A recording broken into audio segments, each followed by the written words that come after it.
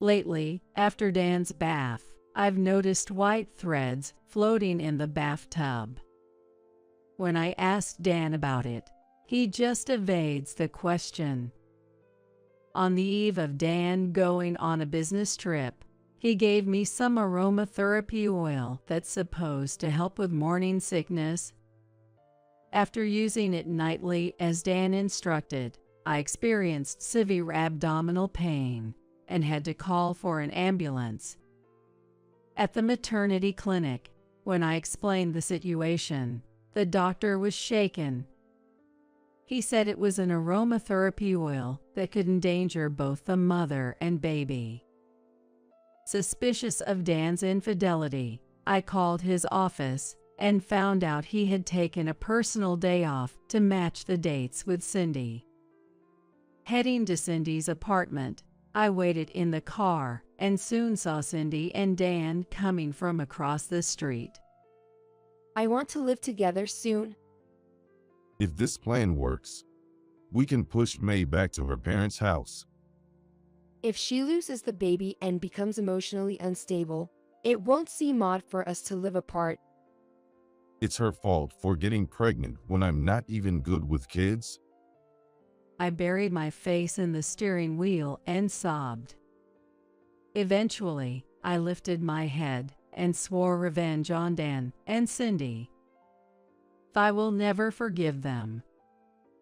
I am May, a 40-year-old housewife. I met Dan at work and we got married 5 years ago. Dan works for a major company. He's a rank-and-file employee, but earns a good salary due to his diligent work.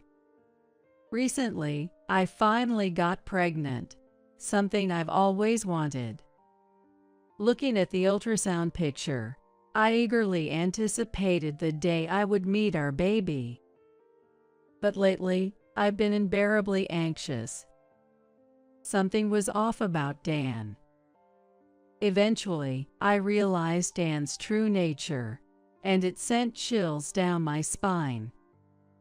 I became close to Dan when I was assigned to his team at his company, a subsidiary where we worked together. Dan, who was not the aggressive type at work, but was adored by his boss and loved by colleagues, had a gentle demeanor. Being someone who struggled with communication and took time to open up to others, I admired Dan. So when he asked me out, I seriously wondered what he saw in me. When he finally proposed, he answered with a gentle smile. I like that you seem modest and obedient, and I find your looks appealing. As someone who is self-conscious about being petite and having a youthful face, I was surprised but also felt joy. Afterward, we asked Dan's boss to be our go-between, and we got married. The first year passed without major issues, as we both reveled in our newlywed life. However, starting from the second year, I began struggling with balancing household chores and work.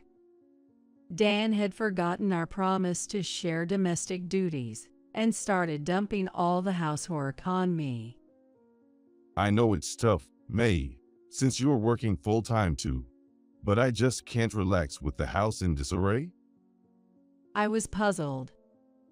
I kept up with the dishes and laundry diligently. It was just that I couldn't find the time to vacuum every day, leaving a bit of dust in the corners of the room. I wipe everything with cleaning wipes every day. We live in an apartment, and it would be bothersome to others if I vacuum early in the morning or late at night. Yeah, I get that, but I like things clean. It just doesn't feel comfortable for me.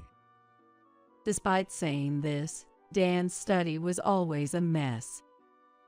He told me not to enter his study, so I only peeked from the hallway.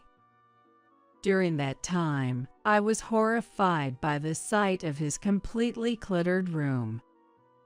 The room was so cluttered with empty snack bags, liquor cans, and car magazines that there was hardly any place to step. His desk at work is tidy because he cares about appearances. Dan's complaints continued. The meals have been pretty simple lately. You're just reheating pre-made stuff. I want freshly made food, but this feels no different from ready-made meals. I was astonished. He compared the meals I prepared during the weekends to ready-made meals. Look, keeping the house spotless, cooking fresh meals all the time, and working full-time. That's impossible without hiring a housekeeper. Then why don't you quit your job? Dan said that coolly. But what about? You could just become a full-time homemaker. I'll work more to make up for it. A wave of anxiety swept over me. What if we have a child in the future and the education costs exceed our budget? While I was hesitating for an answer, Dan looked into my face and smiled kindly. I'm worried about your body. It hurts to see you go limp every day. Dan, Please, become a homemaker for me.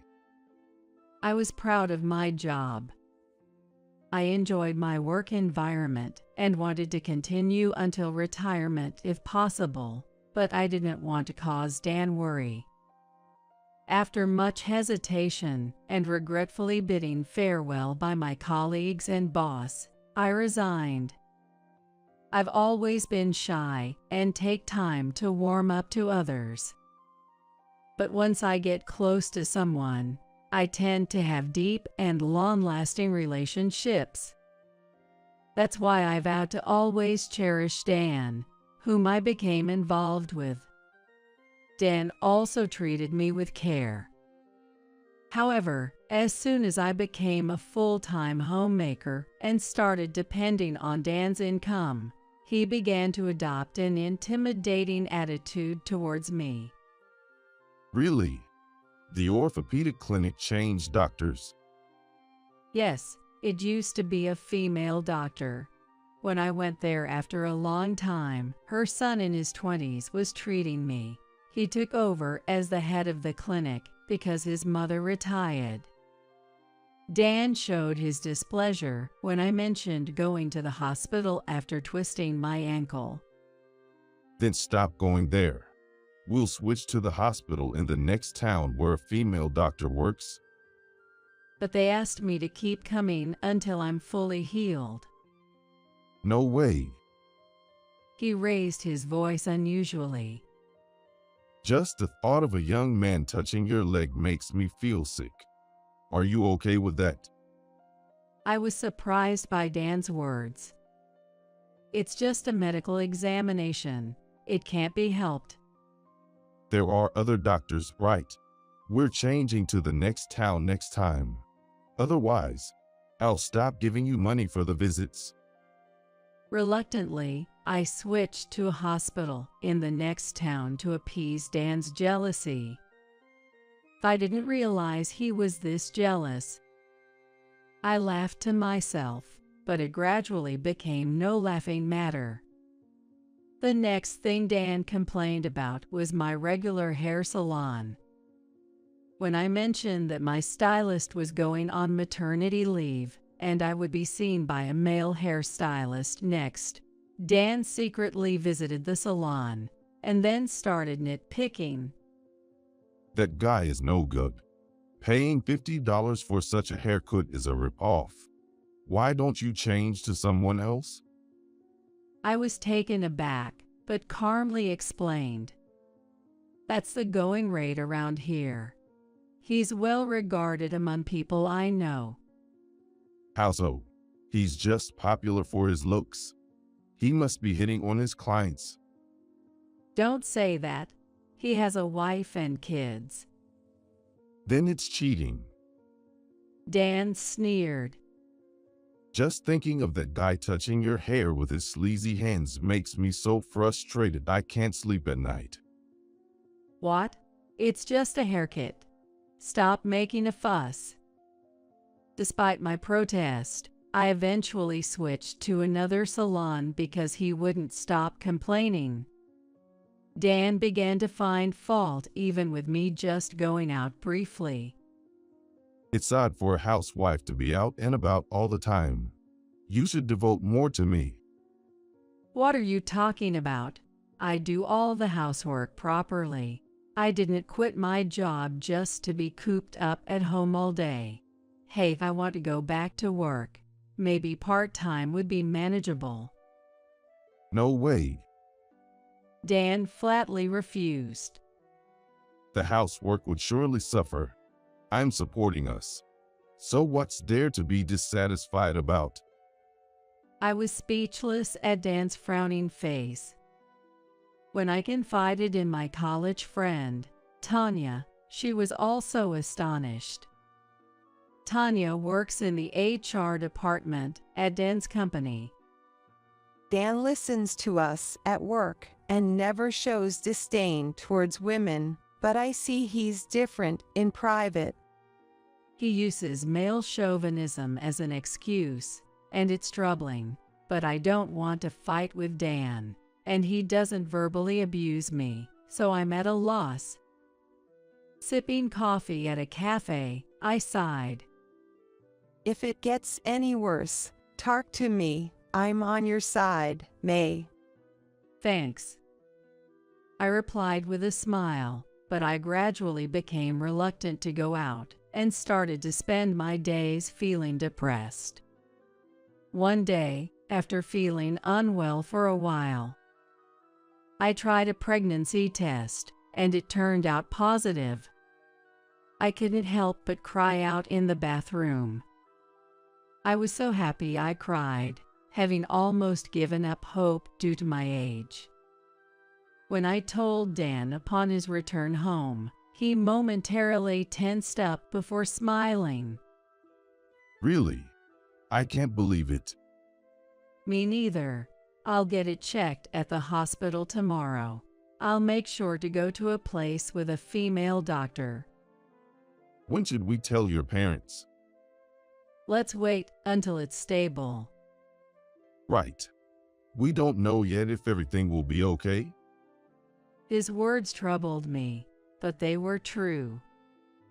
For now, I'll focus on having a healthy baby. However, contrary to my excitement, Dan seemed unwelcoming of the pregnancy. He had always said he was not fond of children and had agreed that we would give up if natural conception didn't happen. But I hoped his feelings would change now that we were expecting. There are plenty of people who say they don't like kids, but love their own. So I casually brought up the topic every day, hoping to make the reality of our baby feel more real to him. Nova, Halora, Freya. Modern names are so stylish, aren't they? Unisex names seem to be the trend. I continued speaking, undeterred by Dan, who was absorbed in his phone. What kind of names do you like, Dan? Can't you see I'm busy? I'll leave it up to you, May. I couldn't hide my disappointment at his curt response. On another day. You're taking a day off soon, right? There's a prenatal checkup that day. Let's go together. Why should a man go? It's not like it matters to me. I felt my cheeks stiffen. It was strange to hear it doesn't matter from a father-to-be. He delivered the final blow with a half smile, leaving me speechless. I'm not good with horror movies, so spare me the delivery room, okay? I was utterly disappointed by the inappropriate comparison, especially since childbirth is a life-threatening endeavor. However, plagued by morning sickness, I didn't have the energy to argue with Dan. Nausea, drowsiness, and lethargy made it almost impossible for me to cook or clean. Spending the day slumped on the sofa wasn't unusual anymore. I was worried about Dan's complaints, but it seemed even he found it difficult to grumble when I was frequently rushing to the restroom. Passing through the hallway with laundry, I heard the shower and remembered. Indeed, after Dan bathed, there were always white threads floating in the bathtub. It's thinner than human hair, and when scooped up, it's about 3 centimeters long. When I asked Dan about it, after a brief silence, he chuckled and shrugged. That's just dirt, May. You are slacking off on cleaning the bath, aren't you? No, it doesn't seem like that. I can't explain it well. All right. Let's try to clean more, okay? I felt brushed off, but not wanting to argue, I didn't press further. Not wanting to bathe in a tub with mysterious floating threads, I decided to stick to showers for the time being. The connection between Dan and the threads remained unclear. His recent string of late nights at work and increased business trips might be related. One Friday, Dan approached me with a beaming smile. I've got a business trip to Chicago starting tomorrow. Sorry to leave you alone for a week, especially when you were having such a hard time with the morning sickness. It's part of your job. It can't be helped. Take care, okay? Yeah. By the way, I got something good. He handed me a stylish white box. When I opened it, there were 7 small bottles with black lids lined up inside. Is this aromatherapy oil? Yes, it's supposed to help with morning sickness. Dan seemed excited. A colleague's wife tried it and her appetite came back. Really? How do I use it? Add it to the bath water. It's effective as an aromatherapy bath. I asked for the instructions and wrote them down, so use it like this. I'm not fond of artificial scents and usually stay away from aromatherapy oils and incense. I was grateful Dan wrote down the instructions. While reading the note, Dan stressed seriously. Make sure you do it every day. For your sake, and the baby's as well.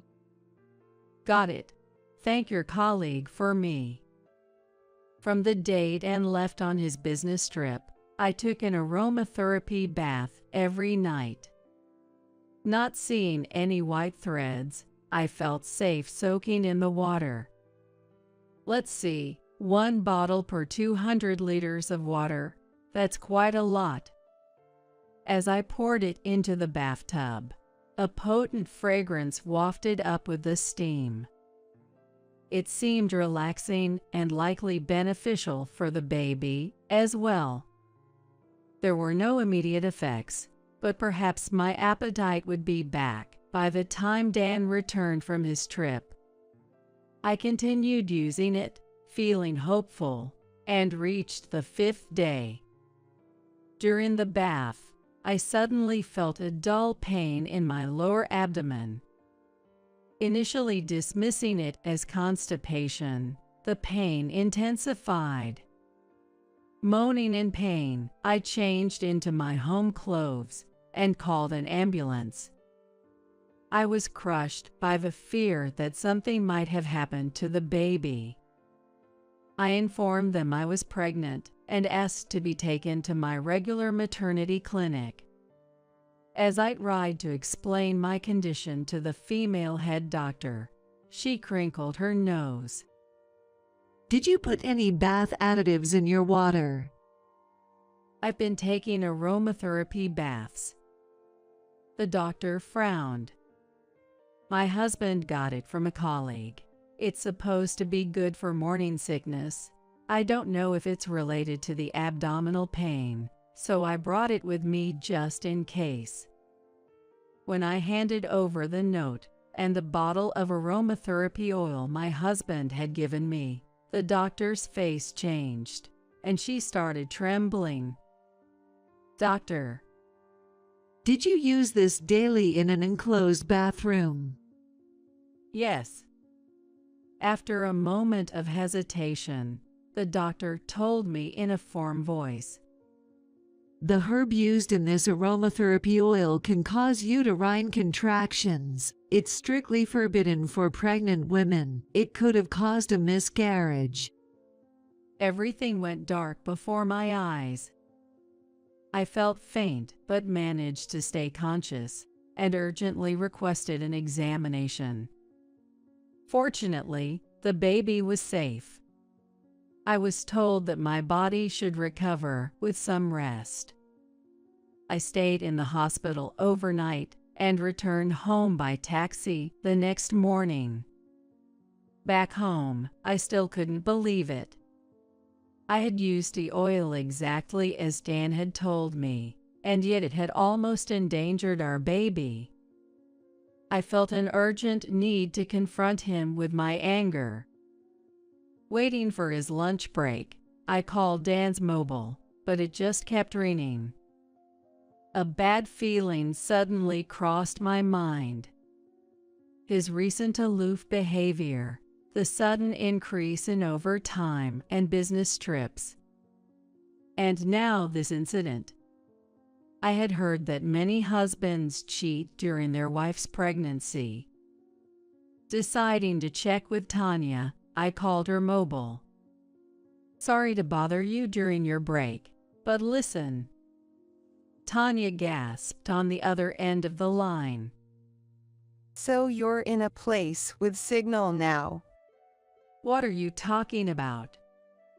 Aren't you supposed to be feeling sick from morning sickness and staying at your parents' place? I heard it's in the countryside with poor signal, so I held back from sending messages. Since Dan is with you, I thought it would be okay.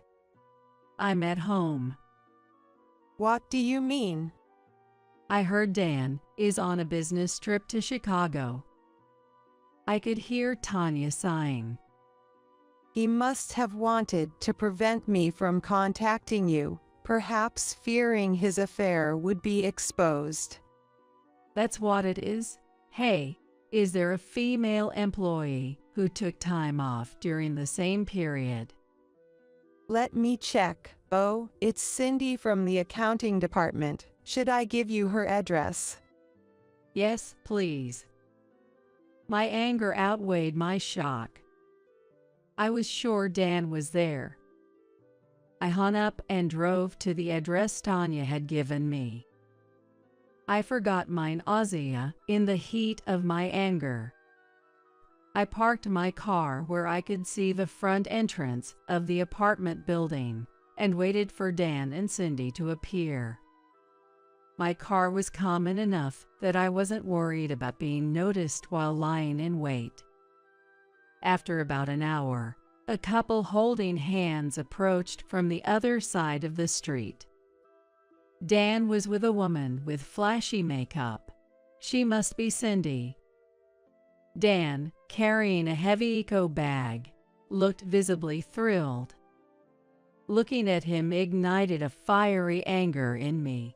He was brazenly having an affair after putting me through such a hellish ordeal. It's like we're newlyweds. It's so fun. Cindy's shrill voice could easily be heard down the street.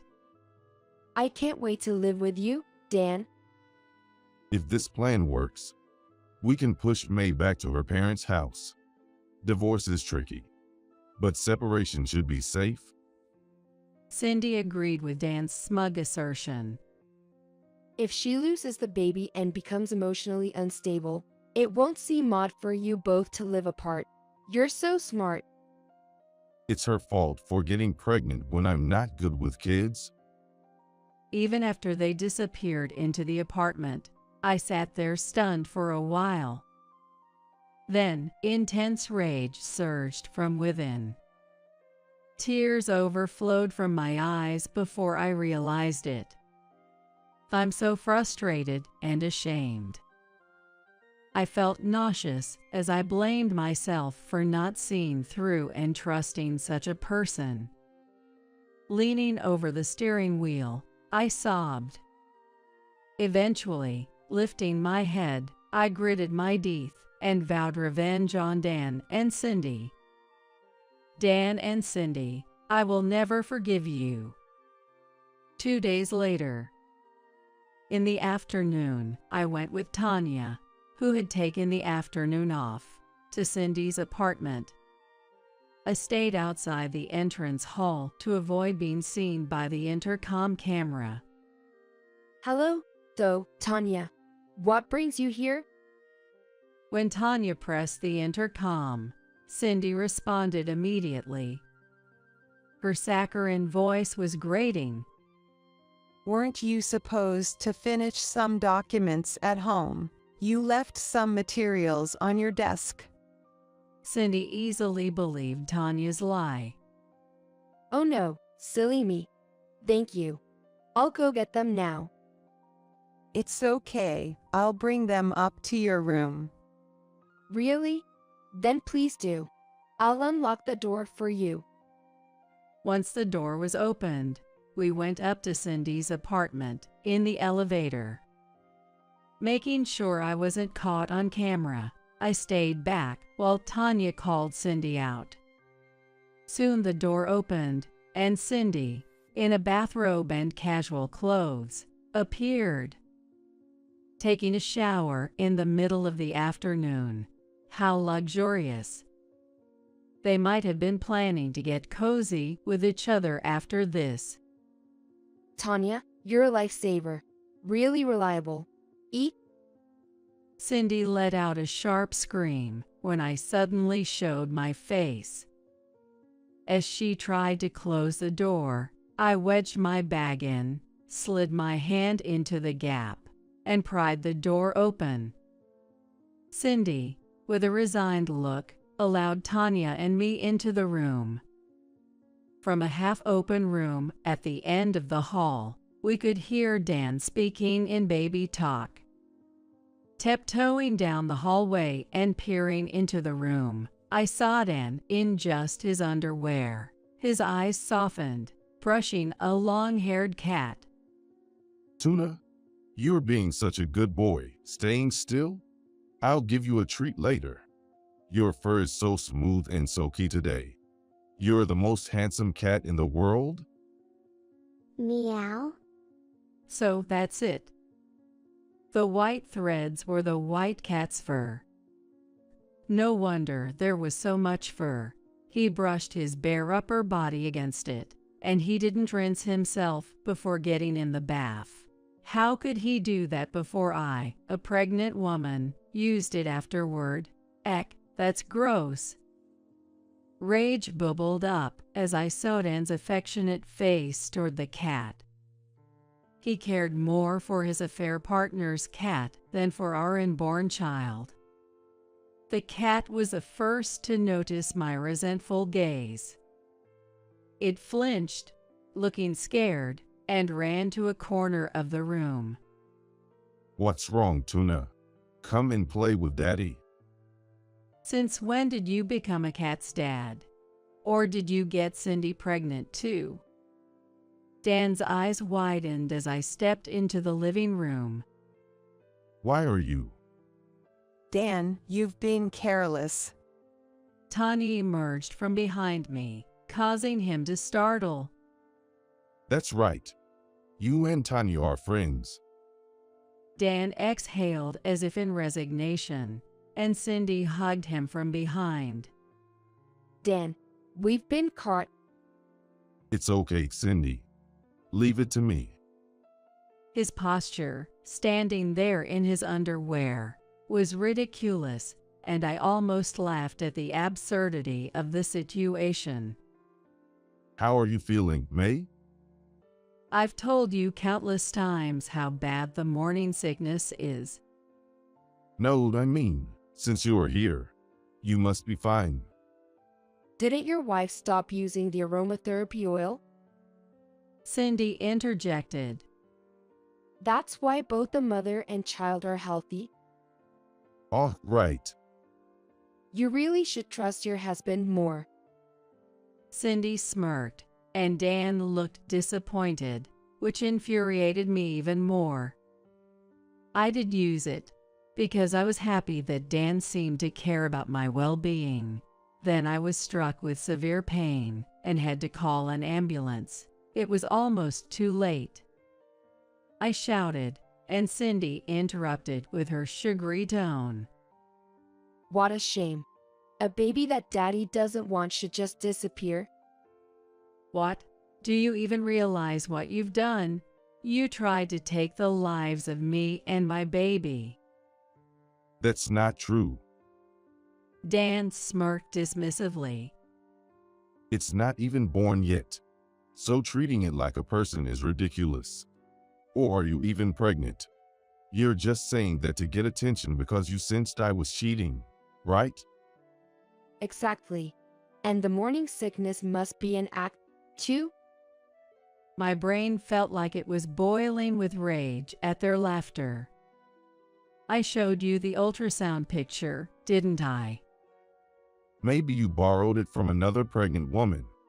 Your stomach is flat. Can't trust that.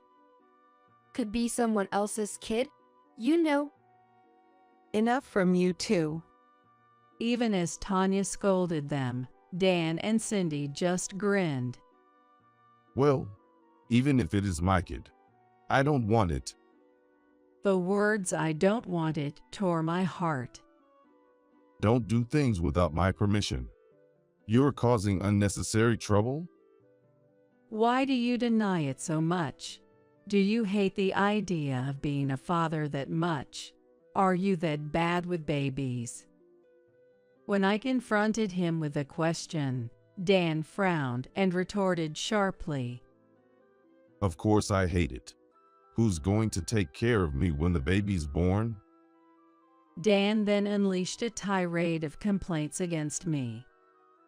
May, you used to be cute when we got married, but you've gotten ugly with age. Being pregnant makes it unbearable. You've become thin, pale, and your skin is rough. No femininity at all. Pointing at me, he continued his rant. It's shameful for you to call yourself my wife while looking like that. I should never have married a 35-year-old woman. And you, Dan, are getting a belly and losing your hair, becoming quite the middle-aged man yourself. Dan completely ignored my comment. And on top of that, all you talk about lately is the baby. Have you forgotten I'm the main one here? As my wife, you should prioritize me. I don't care about the baby in your stomach. I was dumbfounded by Dan's words. They were like those of a child. It was clear that both my unborn child and I would be unhappy with him as a father. Cindy, who had been gleefully listening to Dan's tirade, chimed in. Dan doesn't care about a 40-year-old hag, right? A young beauty like me is what he deserves. Right. It seems he'd be fine with any young and pretty girl. I agreed with a knowing look to Tanya. Tanya then pulled out not documents, but photos from a large envelope she had brought. Cindy watched curiously as the photos were laid out on the living room table. Looking at Dan, his previously arrogant demeanor had vanished, replaced by an awkward expression and visible unease. You know about these girls, right, Cindy? They all work in the same sales department as Dan. What are these? I've gathered some voice evidence. Let's start the fun. Hey, stop it, please.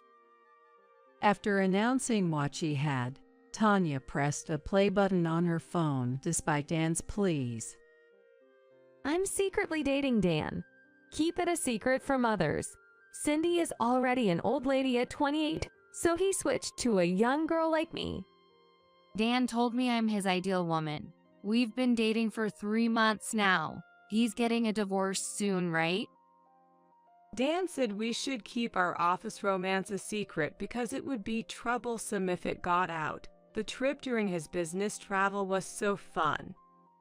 As Cindy's eyes narrowed with increasing anger, Dan looked surprised. Tanya, how do you know I'm dating these girls? You've applied for leave or worked overtime on the same days as these girls multiple times. I'm in HR, so it was obvious. When I prodded, they were more than happy to spill everything. They were eager to talk. To a 24-year-old, 28 and 40-year-old ladies are all old women, right? I taunted Cindy, causing her face to flush. Tearfully, she looked up at Dan with resentment, choking out. It's awful. To think you were with others besides me. It's not like that. Cindy, you're the most important. You are the real deal. The others are just for fun. Dan became flustered and started making excuses. Look, a man needs a break, right? I can be kind to you, Cindy, because I let off steam with other women. You like to kind me, don't you? It was nauseating. Instead of making a bad situation worse with poor excuses, he should have just apologized. Predictably, Cindy became furious. What kind of logic is that? Why are you mad? You're the one I treat the best. Shouldn't you be happy? How dare you? I had no idea you were like this. Cindy was nearly lunging at Dan, screaming and crying, while I watched with a detached gaze. What are you saying? It's because you're this kind of person that you cheat so easily and have no sense of responsibility as a father. You even tried to harm our unborn baby. Cindy stopped crying and looked intently at me. Both of us failed to see the true nature of men. Shut up. Don't lump me in with you. She snapped at me and then turned her anger back towards Dan. Don't think you can do this to me and get away with it. That's my line. You play the victim, but you were complicit in the aromatherapy oil incident, weren't you? I told Cindy in a stern tone. I've already reported it to the police. Both of you will be arrested for assault. Prepare yourselves. And I recorded all of today's confessions as evidence. Dan looked at me with panic. Arrest. You turn your husband into the police. If you do that, your baby's father will be a criminal? Hospitals have a duty to report. I think the clinic director already did. And don't worry, I'll be divorcing you. After exchanging a glance with Dan, Cindy started to defend herself vehemently. I had nothing to do with it. Dan was the one who planned and executed everything. Come on. When I complained about my nagging wife, you were the one who suggested using aromatherapy oil to make her ill and drive her out. What? You got tired of her but said divorce was too complicated. You're the one who came to me asking for a way out. Being able to come up with the aromatherapy idea. Oh, what a scary woman. Do you perhaps have a criminal record? That's rich? Og, you're the worst. I only went along with that because you said it would be fine. Then you cheated on me and got caught so easily. I should never have gotten involved with you. Dan clicked his tongue as Cindy resumed her hysterics. How annoying. Women think they can get away with anything by crying. Stupid creatures. Then someone ran the intercom. Right on time. Please come in. Tanya answered cheerfully, causing Dan to ask suspiciously. A visitor? Yes, our department head, Nicholas. Cindy instantly stopped crying. Nicholas? I live-streamed our conversation to the company group chat. Then he decided to come over right away. Dan's face drained of color. Understandably so. The department head had acted as the mediator at our wedding. Dan tried to avoid divorce to not disgrace the department head and planned to make me ill so I would return to my parents' house. Ignoring the flustered Dan, Tanya let the department head in. He appeared with an angry expression. Well, boss. Dan and Cindy, with strained smiles on their faces, were then addressed by the department head. Both of you will be transferred to a clerical department starting tomorrow. No way. I got dragged into this. And I was about to be promoted to section chief in the spring personnel changes. Will this delay my career? The department head, with a vein throbbing on his temple and a sharp gaze fixed on Dan. I had a high regard for your diligent work, but to find out you're this kind of person, I'm disappointed. Nicholas, it's all her fault. I didn't want a child. She got pregnant on her own. Dan pleaded with tearful eyes, but the department head gave him a frosty glance. Rather than thinking about promotion, you should consider yourself a candidate for termination. If the company's performance declines, you too will be the first to be let go. Do your best to avoid that. After being dismissed, Dan's expression turned to one of despair. The department head turned to face me and apologized sincerely. I'm sorry for the trouble caused by my subordinates. I will ensure they take full responsibility. Please don't hesitate to speak up if you need me to give a statement. I should be the one apologizing for the inconvenience caused. I apologized to him in return. Dan and Cindy were slumped on the floor, their heads hanging low. I marveled at their audacity, wondering if they truly believed they could treat me so poorly and continue to live peacefully as before.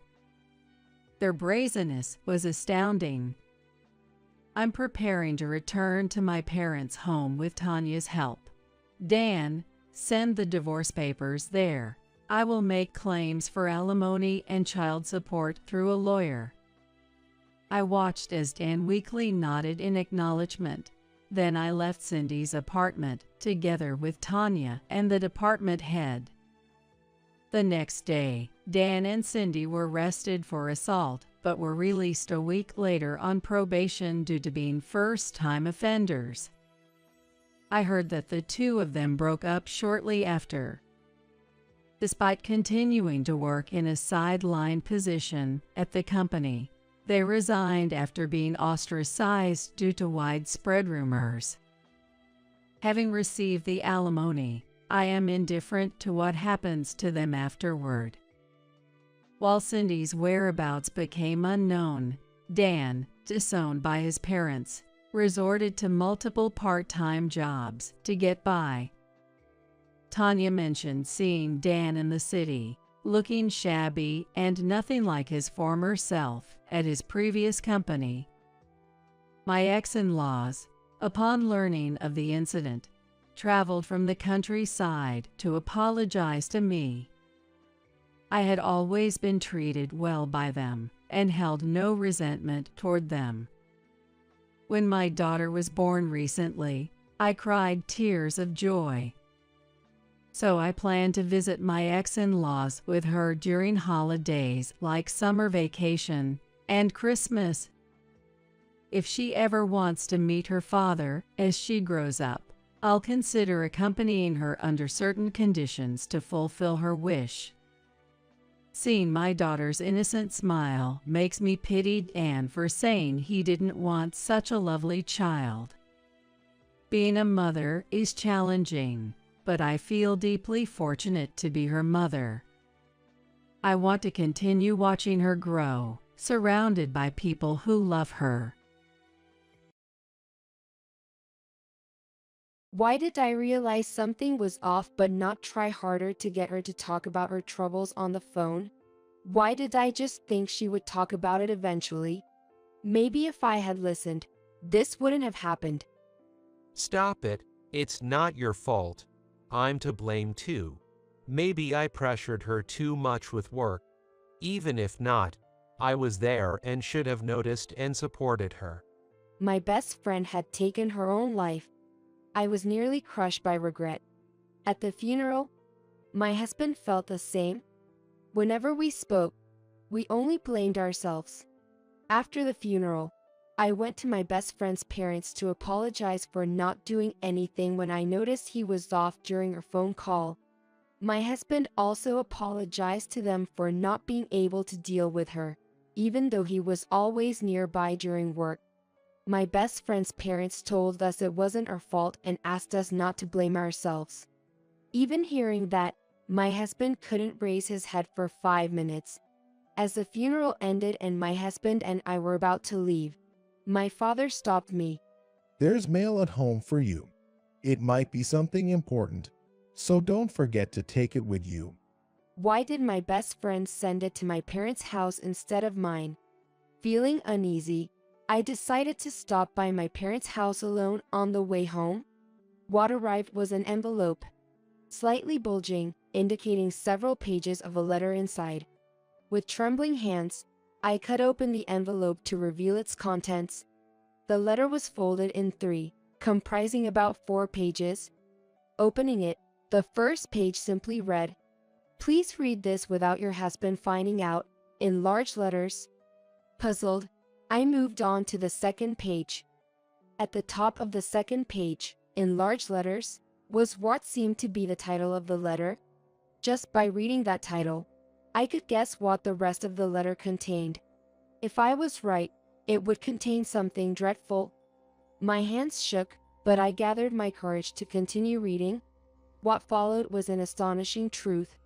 I am Emily, a 27-year-old office worker. I'm currently on maternity leave just after giving birth. My husband, David, is 6 years older and owns 3 restaurants. He was initially also an office worker like me, but he suddenly decided to quit his job during a relationship. I've always wanted to own a restaurant. I thought if I get older or married, I wouldn't be able to take such risks. It's easier to bounce back if I fail while I'm young. So, can I quit my job? At that time, David was 29, wanting to act before turning 30. I was only 23, more inclined to support and encourage my dreamer husband than to hold realistic views. Many people in their 30s and 40s just drag along in their jobs, right? It's better to go all out on what you want to do now. Just make sure if it doesn't work out, you find a new job and don't mope around, okay? Don't talk like I'm bound to fail. Encouraged by me, David quit his job and gained experience in a friend's restaurant while preparing to open his own. His concentration and action towards the goal were impressive, and in just 2 years, he was nearly ready to open his restaurant. However, there was one persisting issue. Can't you find anyone yet? Yeah, it's hard to find experienced people willing to work for a not yet existent restaurant. Isn't it okay to wait until the restaurant opens? Is it a bad time to post for staff? That would be too late. If we can't find anyone by the opening, the restaurant might not operate smoothly. David had been advised by his mentor in the restaurant business that securing an experienced right-hand person before starting was crucial. The restaurant owner also has to do some work outside the restaurant. Also, there are critical tasks in the restaurant that you can't just leave to part-timers. It would be too much for my husband, David, to handle all by himself. So, it seems wise to secure at least one person he can confidently leave in charge. However, finding someone experienced enough to run the place is no easy feat. David was racking his brain over this every day. One day, I stumbled upon a post from an old friend, Lisa, on social media. My old friend Lisa worked at a restaurant for almost 10 years, so I tried sending her a message. To my surprise, the response was positive, and it led to an introduction to David. Are you really willing to join us? Yes, I can help with setting up and eventually take charge of some aspects, right? Actually, I'll be relying on you since you have way more experience than I do. I've always wanted to own a restaurant too, so getting involved in building and managing a restaurant will be great experience for me. Even with 10 years in the industry, you can't go solo? It's more about the money than experience. The pay in this industry isn't great, so saving up to start a business is tough. Besides, setting up a restaurant costs a fortune, and with my track record, just as an employee. So, not having enough savings means you can't borrow what you need. It's ironic. People like David who've worked corporate jobs have more credit and capital, so they often start businesses before those who've been in the industry longer. The restaurant business is tough, huh? Exactly. That's why getting involved from the ground up is a valuable experience for me.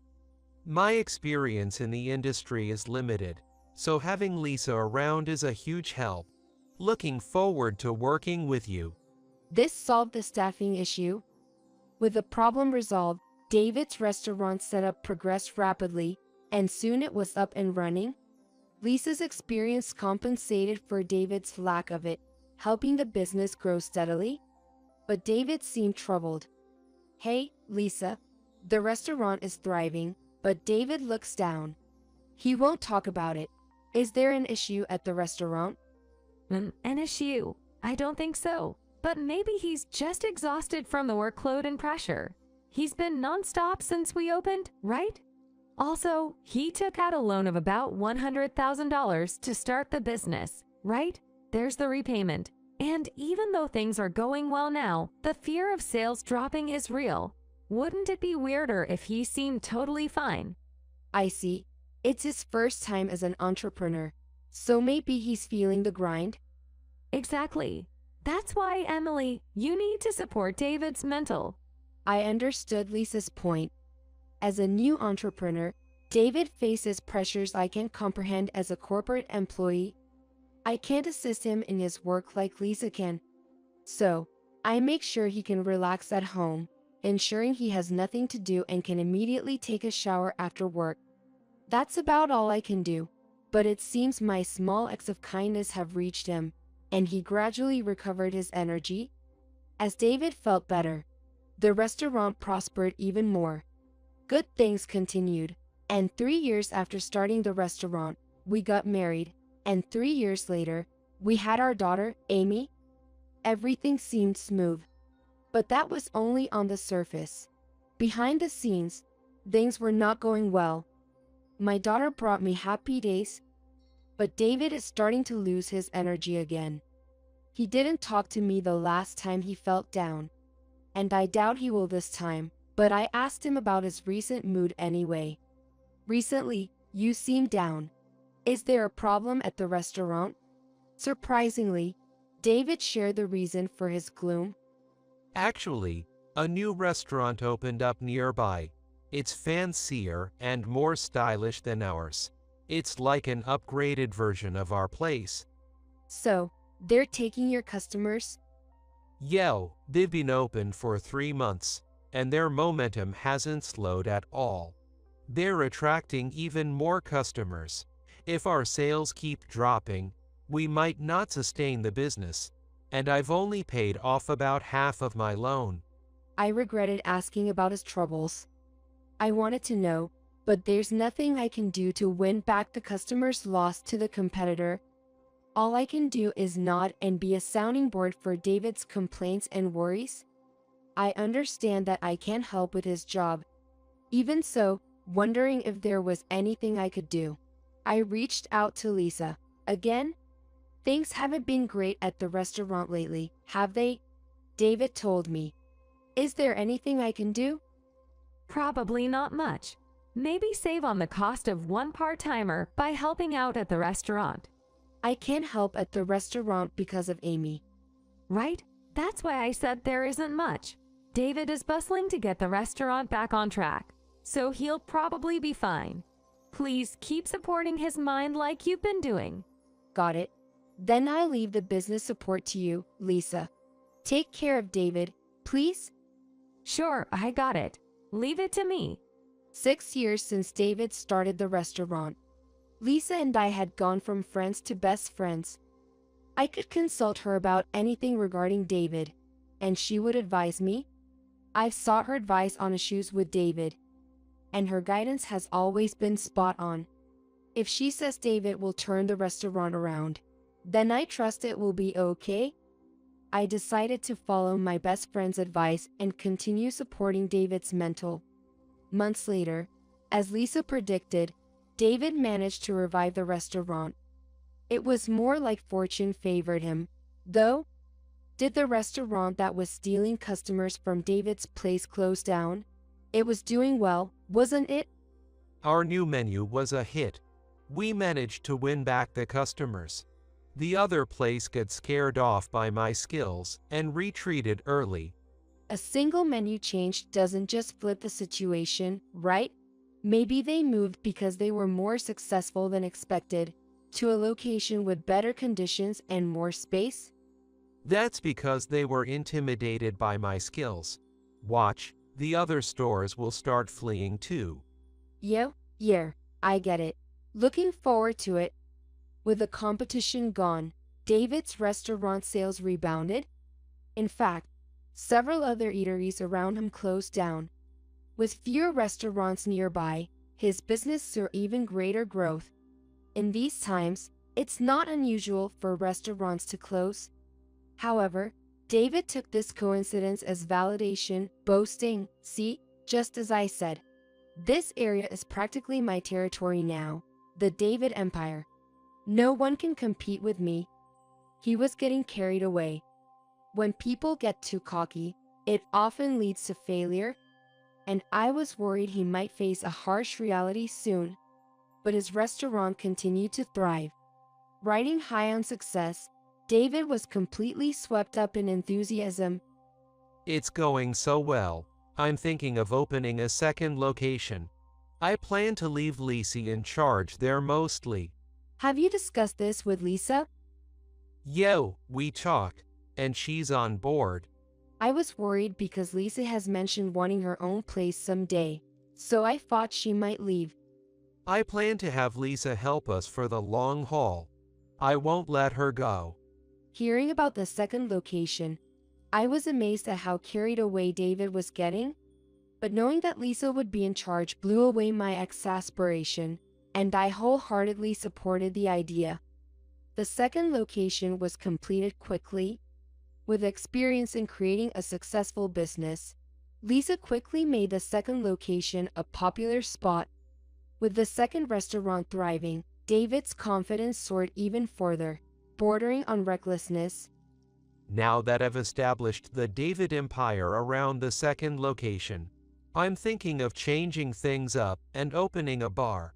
Not just any bar, but one with an upscale vibe, exclusive, by reservation or referral only. Isn't that a bit too cocky? Just deciding to open a bar like that, as if it's so easy? Don't worry. Everything I do turns out great. David laughed with full confidence. If I weren't his family, such arrogance might have been unbearable. But I knew of all the struggles he had overcome since opening the first restaurant. Having overcome those challenges, I felt he deserved to ride this wave of success. I decided not to interfere with the bar's opening. The bar, being smaller in scale, was completed even more effortlessly than the second restaurant. I've never been to a high-end bar before, so I asked my husband to show me the new place. Isn't the bar ready? Show it to me before it opens. What? The bar? Oh, no, I can't do that. I can't even tell you where it is. Why not? You showed me the first and second locations before they opened. Didn't I mention the bar's concept is an upscale hideaway? I want it to be exclusive, accessible only to people I know, like company CEOs or at least directors. Are you saying I can't enter because I'm poor? It's not like that. I don't think you'd leak the location, but you never know how information might slip out. I just don't want to take any small risk that could compromise the concept. Fine, but at least show me some pictures of the interior. Okay, I'll take some pictures next time. While I wanted to see the bar, I understood that accidentally leaking any information could ruin the concept, and I wouldn't want to bear that responsibility. Reluctantly, I backed off, but it still bothered me. When feeling like this, venting to a close friend is the best remedy. Lisa, you know where the new bar is, right? Yeah. Well, I need to know for work, in case of emergencies. It bothers me that I'm the only one out of the loop. Come on, just tell me secretly. No way. Absolutely not. Emily, you don't need to know. All right. No need to get mad. While talking on the phone, I sensed a different vibe from Lisa than usual. However, if she had any issues, she would bring them up herself. Since she didn't, I assumed it wasn't the time yet. Lisa has always listened to my worries and complaints about David. If she has any problems, I will listen to her fully. But that conversation ended up being our last. Days later, Lisa took her own life at home. A family photo was found in her pocket, and another lay on the floor. The picture on the floor was crumpled, so she probably clutched it until the last second. At Lisa's funeral, I was overwhelmed with regret. Why did I realize something was off but not try harder to get her to talk about her troubles on the phone? Why did I just think she would talk about it eventually? Maybe if I had listened, this wouldn't have happened. Stop it. It's not your fault. I'm to blame too. Maybe I pressured her too much with work. Even if not, I was there and should have noticed and supported her. Whenever we spoke, we only blamed ourselves. After the funeral, I apologized to Lisa's parents for not noticing her distress during our call. David also apologized to them for not being able to deal with her, even though he was always nearby during work. Lisa always said she wanted her own place. So when David put her in charge of the second location, she was thrilled, almost fulfilling her dream. Please don't apologize. Her decision wasn't because of work. Don't blame yourself, Emily. We, her parents, should have noticed any changes first. You used to play with Lisa a lot in elementary school, right? She would be happy you came today. David couldn't lift his head, even when Lisa's parents urged him to, staying bowed for about 5 minutes. Though told not to blame myself, it's hard not to feel responsible, especially since I spoke to Lisa just days before her death. After the funeral, as my husband and I were about to leave, my father called out to me. It wasn't unusual for him to attend the funeral since Lisa and I were childhood friends and our homes were close. But it was strange to see him with a troubled expression, not one of sadness or loneliness. I had David go back to the car first, and I listened to my father. Emily, there's a letter for you from Lisa at the house. It might be something important, so don't forget to take it with you. It wasn't strange for Lisa to send mail to my parents' house since she knew their address.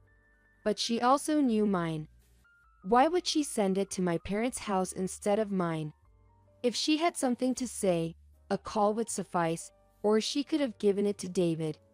Feeling uneasy, I decided to visit my parents' house alone. Sorry, I'm going to my parents' place alone. You go ahead. Dad will give me a ride back. What? Weren't you planning to stop by your mother's to pick up Amy? Well, you know, Lisa was my childhood friend, right? Thinking about all the memories, I just didn't want to leave this place. And, oh yeah, my parents and I, we all knew Lisa well since she was little, right? So, I wanted to reminisce about the old times with them. I see. Maybe you should stay the night then. Yeah, I think I will. I waved goodbye to David's car and then got into my father's car to head to my parents' house. Arriving home, my mother handed me the letter that Lisa had sent. I didn't know what it contained. I went to my old room in my parents' house to check the contents alone. What arrived was an envelope, slightly bulging, indicating several pages of a letter inside. With trembling hands, I cut the edge of the envelope with scissors. Upon cutting it open, photos and a USB drive fell out. But I decided to read Lisa's letter first. The letter was folded in 3, containing about 4 pages. The first page had "Please read this without your husband finding out" written in large letters. Puzzled, I moved on to the second page. At the top of the second page, in large letters, was what seemed to be the title of the letter. Just by reading that title, I could guess what the rest of the letter contained. It must contain something dreadful. My hands began to shake, but I mustered the courage to continue reading. The letter contained an astonishing truth. After reading it and knowing the truth, I considered pretending ignorance and fleeing from my husband. But if David realized that I knew the truth, it could put both me and my daughter in danger. Also, if I were to divorce, I might lose custody of my daughter. Knowing the risks, I resolved to confront David. I spent the night at my parents' house and returned home the next day. When I arrived around noon, David was preparing to leave. Ah, you're back. Where are you going? I'm heading to Lisa's place. There are some documents there needed for the restaurant. I've got her parents' permission to pick them up. To Lisa's house. Take me with you. No, I already told her parents I'd be going alone, and there are some documents that shouldn't be seen by anyone outside the restaurant staff. I'll go by myself. Knowing the truth, I could tell my husband was lying. I had been deceived by David, but knowing the facts beforehand, I could easily see the other side of his mind. As he insisted on going alone, I saw him off at the entrance. It seemed I had to act quickly. Once he was out of sight, I too left the house. I arrived at Lisa's apartment building. Standing at the entrance, I heard noises inside, like someone rummaging through things. The door was unlocked, so I quietly entered. In the living room, David, unaware of my presence, was frantically flipping through files he had pulled from a shelf. You didn't find what you were looking for, did you? Whoa, you scared me. Startled by my voice, he dropped the files, scattering the restaurant's documents all over the floor. Damn, it's you. I told you not to come. While gathering the documents, he complained. But then he paused, remembering my words. Did you say I wouldn't find what I was looking for? I felt like I was seeing a different person in my husband. His suspicion towards me clearly heightened. But his heightened suspicion didn't matter. I was there to tell David the truth. So I spoke openly and honestly. Lisa sent a letter to my parents' house. It had everything about what you've been doing these past 6 years since you started the restaurant. What? A letter? It mentioned me. What did it say? He seemed to be probing how much the letter revealed. Unfortunately for him, it revealed everything. Lisa had told me all. You've become like a collaborator with the gangbanger, haven't you? So, you know everything, huh? Yes, starting from when those gangbanger guys came demanding protection money when you first opened the shop. Damn it, so you know it all. but you stood your ground and refused to pay at that time, right? Nowadays, the gangbanger can't be as brazen as before due to stricter law enforcement. That's right. But that was the beginning of our involvement. You first turned to the gangbanger when a competing store opened near ours, right? Yo, they came by again around that time. After being refused by the other store, they just happened to stop by ours too. And that's when they offered to take down the rival store in exchange for money. His face turned regretful as he recalled those moments. David was frantic, fearing that the restaurant might not survive if things continued as they were. Fearful of losing the restaurant he built with a loan of $100,000, I could somewhat understand his desperation. Lisa must have felt the same. Both lost their cool and succumbed to the gangbanger's whispers. The gangbanger today can't just storm into places and wreak havoc, but they exerted pressure from behind the scenes and even sent thugs to truly take down the competition. They thought of it as a one-time deal, but once you engage with the gangbanger, cutting ties becomes difficult. The relationship continued, and David began giving a part of the restaurant's earnings to the gangbanger. You became defiant, paying the gangbanger to take care of various things, didn't you? Sure, I had them pressure the surrounding stores to get rid of them. So, you got rid of anyone who could stand against you in the area, creating David Empire, and got carried away, leading to the bar, right? You know a lot.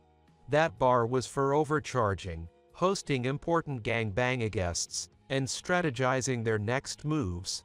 That's why it was such a secluded hideaway bar.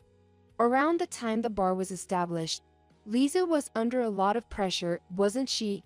Not just with the restaurant, but also being forced into criminal activities. We were in business together, so naturally, I had her help out. But Lisa wanted out, right? She was suffering, being forced into crimes, and earning resentment from others. She was paid well for her help. No reason for complaints, and I couldn't just let her leave, knowing what we were up to. And you threatened her with harming her parents, or even me, to keep her in line. Talking to David made me feel nauseous. Though cornered, Lisa was at fault for turning to the gangbanger. But David, who got a taste for it and became reckless, was worse. It seems Lisa was coerced by David and the gangbanger into silence, leading to her tragic decision. Now that you know everything, I can't let you go. You'll replace Lisa. Don't even think about talking to the police. You know what would happen if you did, right? I thought maybe you were also trapped in your dealings with the gangbanger and struggling to break free. But unfortunately, that doesn't seem to be the case. Huh? Money's rolling in. Why would I want to cut ties? Hearing David's remarks, I sighed deeply. As if on cue, 2 police officers entered the room. This is enough. It's dangerous, so please step back. Yes. What's this? You already called them. Yes. You came here to destroy evidence linking you and the gangbanger, right? Did you find any? No, nothing came out. You came after me. Lisa sent not just a letter but also evidence of your crimes with the gangbanger, like documents, photos, and a USB drive. Before coming here, I stopped by the police station. You were already under surveillance by the police. So, after explaining the situation and showing the evidence, the police decided to come here immediately. There are only 2 inside, but there are more officers outside, so you can't escape now. So, I'm already cornered, huh? That's right. As I mentioned earlier, I thought maybe you were just struggling with breaking ties with the gangbanger. So I convinced the police to give me a chance to persuade you to surrender voluntarily. But we had an agreement that if things seemed dangerous at any point, they would intervene. They came in because you started threatening me. Why would Lisa send the evidence to you? It would only put you in danger. Lisa had already decided to end her life. If she took the evidence to the police herself, she might get detained and unable to complete her intention. Sending it by mail, She wasn't sure if it would be thoroughly checked, and there was a chance it could be dismissed as a prank if inspected. So, she wrote in the letter that she wanted me to deliver the evidence to the police directly. You really drove my best friend to her limits. Can you come with us to the station to talk more about this? David, who had perhaps believed he wouldn't get caught, now seemed to grasp the reality of his situation as he heard the police speak, his anxiety becoming evident. No, I was just deceived by the gambanga. I did things, but I didn't want to, you know. It's my first offense, so it shouldn't count as a crime, right? I'll just go to the station, they'll hear me out, maybe give me a warning, and I'll be home soon, right? The two officers grabbed David's arms and led him outside. He either resisted faintly or couldn't accept the reality, walking a bit slower than the officers. As David was placed into the patrol car, it drove away without blaring the siren. Subsequently, he was arrested and charged with crimes like extortion and blackmail related to the restaurant. He was also involved in fraud and illegal transactions, facing charges for those as well. Ultimately, even as a first offender, he was sentenced to 5 years in prison due to the sheer selfishness and severity of his crimes. The gangbanga members connected to David were also arrested, though it seems only the lower ranks were caught, and the core group remained untouched. While laws against organized crime are advancing, these groups still find loopholes, continuing a cat-and-mouse game. Nonetheless, with David and his accomplices behind bars, I believe my daughter and I are safe. Even if David is released, he's not a gangbanga member himself, so he shouldn't be able to harm us. If any gangbanga did come after us, their grudge would likely be directed at David for his failures. A move might be all that's needed for precaution. Naturally, I will divorce him. Even my in-laws plan to cut ties with him. So upon release, he will be alone. Without the restaurant and branded as a criminal, he'll have no credibility, support, or resources. He might even be pursued by the gangbanga for revenge. His future seems bleak, and he should spend it reflecting on his actions. It's tragic that my best friend took her own life. She had her faults, but she suffered immensely and ultimately saved my daughter and me. I expressed my gratitude at her grave and informed her of my completed move. My daughter is only 1 year old now. She is my sole purpose in life. I am determined to ensure her happiness, leaving my friend's resting place with this resolve. Get out of here, you worthless woman. In front of me, glaring at me as if with deep contempt, is my husband. When he calls me worthless woman, I instinctively touch my own stomach. I've suffered for this belly, giving birth to 3 daughters with my husband. But what my husband wanted was a son. I still remember being told, when I gave birth to our eldest daughter, and then our second daughter, next time, it'll be a boy. When our third daughter was born, my husband even left the naming entirely up to me. I sighed, feeling like divorce might be inevitable. Tommy, my husband, just smirked faintly. Don't worry about an heir. There's already someone who'll give birth to a boy. I'm Angie, a full-time housewife. I've just turned 40. I'm currently living with my husband, Tim, and our 3 daughters. It's been 3 years since I gave birth to our third daughter. This month, I've decided to quit being a full-time housewife and start working. That's because with just my husband's income, it's impossible to afford the extracurricular activities for our 2 older daughters. I've decided to work for the sake of our 3 children. Fortunately, I found a job quickly. and now I'm working while also covering our household expenses. But lately, my husband has been complaining more and more about how we need to take care of his aging parents because they are getting older. I'd really appreciate it if you could quit your job to take care of my parents, Angie. It's still too much to ask. What's that? With my salary alone, we can live comfortably if we're not extravagant, right? I haven't been extravagant at all. I'm working because with just your income, we can't afford extracurricular activities for the kids. We don't need them to have extracurricular activities. They don't have to learn anything. This is how my husband always complains to me. So, whenever this topic comes up, I've learned to deal with it casually. Are you listening, Angie?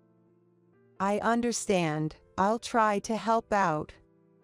Honestly, I'm not fond of my in-laws. So, deep down, I don't want to cooperate with their care. But my husband and I live near his parents' house. When we got married, my husband suggested we start our married life in an apartment near his parents' house. At the time, I didn't know his parents' true nature, so I casually agreed, thinking, that'll make things easier for me too. But soon enough, I witnessed their true colors. It was about 6 months into our marriage.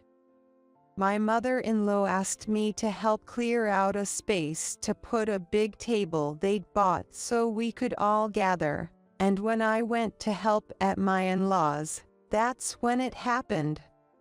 I was treated like a servant by my in-laws, constantly being told to put that over there, clean this up, bring out the tea, and so on. As a newlywed, I didn't know how to handle it, so I just went along with whatever my in-laws said. Because of that, every time I visited my in-laws, the treatment got worse and worse. Every visit to my in-laws' house felt like being treated as a servant, forced to listen to my in-laws' old stories and tales of hardship for tens of minutes. And then they'd end by saying, "Hurry up and give birth to a male heir," even meddling in our private life. That's because having a boy is better. Actually, there's no point in giving birth if it's not a boy. Even my husband, who wanted children, says things like this. When I got pregnant, the only thing my husband and in-laws cared about was the baby's gender. When they found out our first was a girl, I was berated and subjected to hurtful words. It's just the balance. Having a son would be nice, you know. And when the second and third were also girls, my in-laws blatantly lost interest in them. All my in-laws have ever said is, "You must give birth to a boy next time." Why is the house always messy, even though there's no rowdy boy playing around? Blaming busyness, you can't even clean properly. Because you're such an negligent woman, maybe that's why you can't give birth to a boy. Even though you've only given birth to girls, you'll end up marrying them off elsewhere anyway. If you're not going to produce an heir, you should focus on serving us, the heads of the family. This is how they speak, despite being their own grandchildren. I didn't want to go to a house I wasn't invited to and didn't want to visit, to be treated like this. It's unbearable. I've told my husband many times that I want to keep my distance from my in-laws, but it never resonates. The house being messy is a fact, isn't it? Girls are supposed to quietly play with picture books, right? So why is it so messy?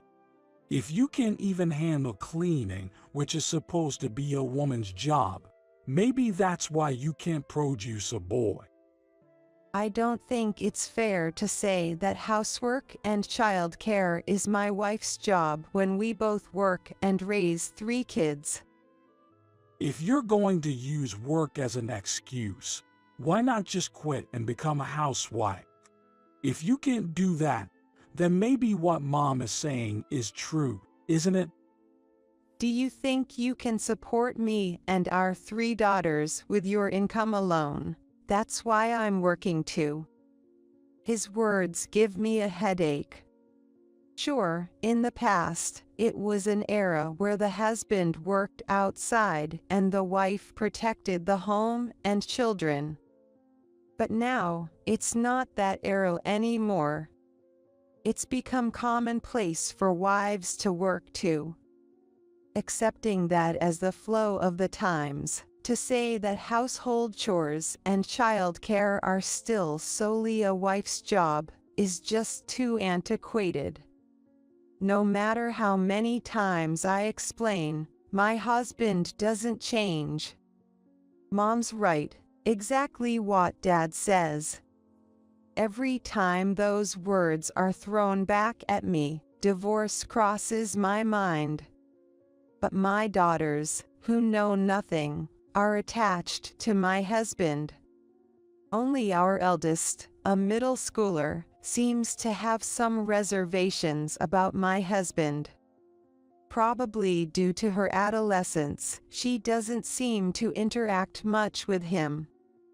Still, when I see our youngest innocently smiling and begging for a hug from her daddy, I can't bring myself to divorce.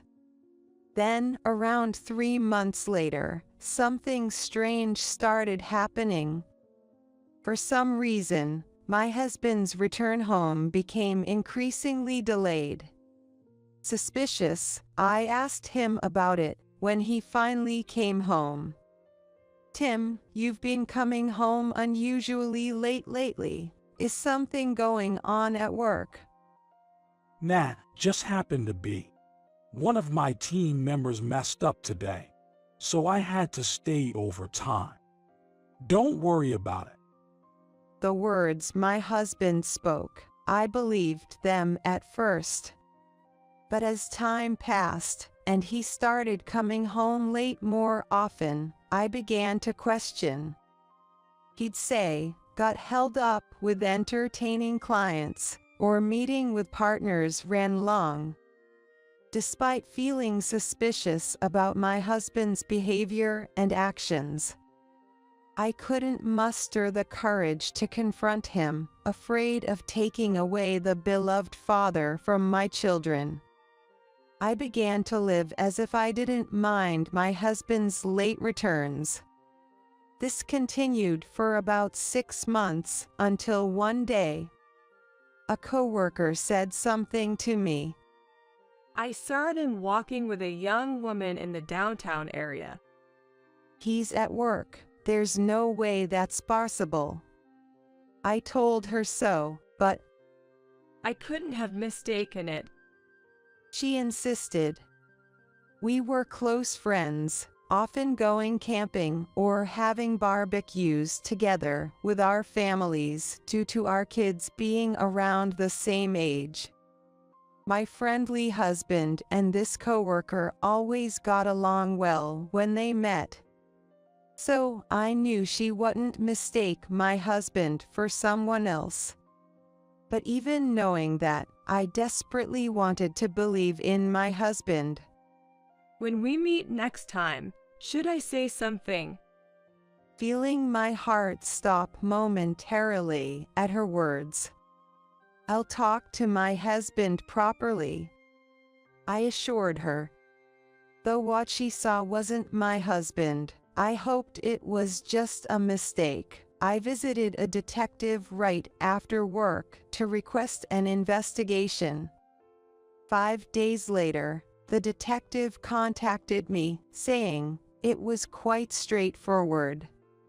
When I met the detective after work, I was given substantial evidence. There were several photos of my husband entering a hotel with another woman, and the results were damning. Deciding to confront my husband about his infidelity as soon as I got home. Even though he had come home before me, he was just sitting in the living room, scrolling on his phone. I saw my eldest daughter taking her younger sisters to their room as soon as she noticed my presence. Feeling sorry for them, I couldn't hold back from confronting my husband about the affair. Tim, care to explain what this is all about? I've been hearing excuses about overtime and entertaining clients, but is going to a hotel with a business partner considered entertainment now? My husband remained silent, his face turning cold as he started dialing a number somewhere. For some reason, my husband has decided to remain silent and not talk to me. Why won't you say anything? Does your silence mean you're admitting to it? It's got nothing to do with you, Angie. You think it's okay to cheat on your wife and pretend like it doesn't concern her? It's got nothing to do with you. No matter how many times I asked, all my husband said was, "It's got nothing to do with me." Then suddenly, the intercom in our house started ringing. Thinking it was a bad time, but considering feigning ignorance, my husband immediately went to answer the door. It was my in-laws who came in through the door. And there she was, the woman from the photos I received from the detective. What's going on? Did you call them? I wasn't planning on telling the truth until everyone was here. Well, everyone's here now, so explain, what's the meaning of these photos? I confronted my husband again, thrusting the photos in his face. Angie, she's pregnant with a boy. Our family needs a male heir to carry on the lineage. I've been saying this to you even before we got married. We need a boy in our family. And yet, you've given birth to nothing but girls, Angie. So you're of no use anymore. Get out immediately. My husband, finally talking properly, came at me with absurd accusations while handing me divorce papers. Wait a minute, pregnant, what does that mean? How far did you go for that to happen? Sure, I knew about the desire for a son, but there's no way to choose the gender, right? Besides, weren't you fond of our daughters? You were the one who could only give birth to a girl while listening to Tim. If you are such a person, shut up and leave this house. I am sorry, but I am not talking to mother-in-law right now. I am talking to Tim. Tim, please explain to me what the hell is going on. I questioned my husband, and for some reason my parents-in-law entered the conversation. Angie, you've always been someone who couldn't give birth to anything but girls despite Tim's wishes. It's best for you to leave quietly. I'm sorry, but I'm not talking to father-in-law right now. I'm talking to Tim. So why are the two of you interfering? Please don't try to change the subject. Despite my protest, my husband let out a heavy sigh. Enough now. We don't need to discuss anything. All you need to do is leave this house quietly. What are you saying? We have 3 daughters, and surely you understand that with my current income alone, it's impossible to support all 3, right, Tim? It's got nothing to do with me. You wanted to have all girls, didn't you? Just get out. Don't be ridiculous. What do you mean wanted to have? You used to care for all three of them, didn't you? Why are you suddenly saying this? As I expected my husband to say something in response to my words, it was his affair partner who retorted. This is why dealing with older women is such a hassle. If you're told to leave, you should just leave without fuss. What's your problem? It's your appearance that's making things complicated in the first place. Complicated? It's just because the wife couldn't bear a son, isn't it? The affair partner smirked while looking at me. Somewhere deep down, I realized I had been expecting too much from my husband. With 3 children, and the youngest daughter adoring Tim so much, I desperately wanted to believe that divorce wasn't the only right answer. Even my husband thought that if he was confronted with the evidence, his children would be on his mind. I believed that even if I could not reform and become a good family friend, he would be a good father in front of his children.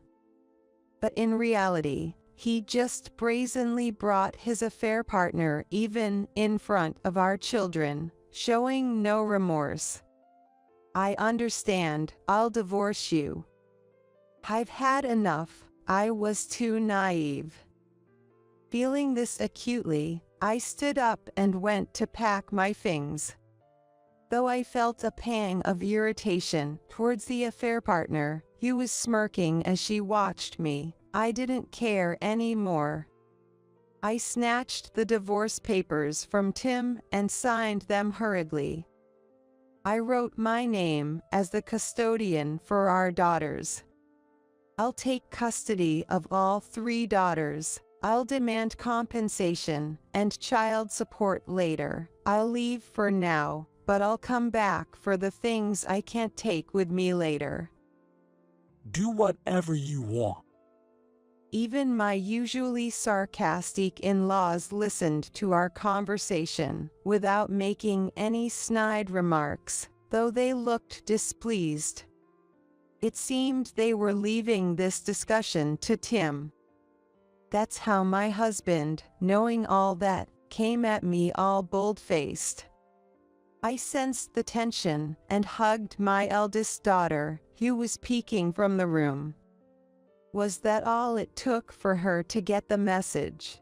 My eldest daughter glared at my husband and immediately started packing. Maybe my second and third daughters think we're just going out to play, as they cheerfully prepare their outing sets. Even as we headed to the front door with our minimal luggage, no one emerged from the living room. My second and third daughters seemed puzzled, but they happily waved goodbye and left the house. I contacted my parents' home. Due to the distance, I've only returned home a few times since getting married. It was a sudden call, but my mother immediately said to come back whenever I could. Since they were coming to pick us up, we decided to stay overnight at a hotel. There, without telling my daughters about my husband's affair, I said this to them. Mom and Dad, our paths have diverged.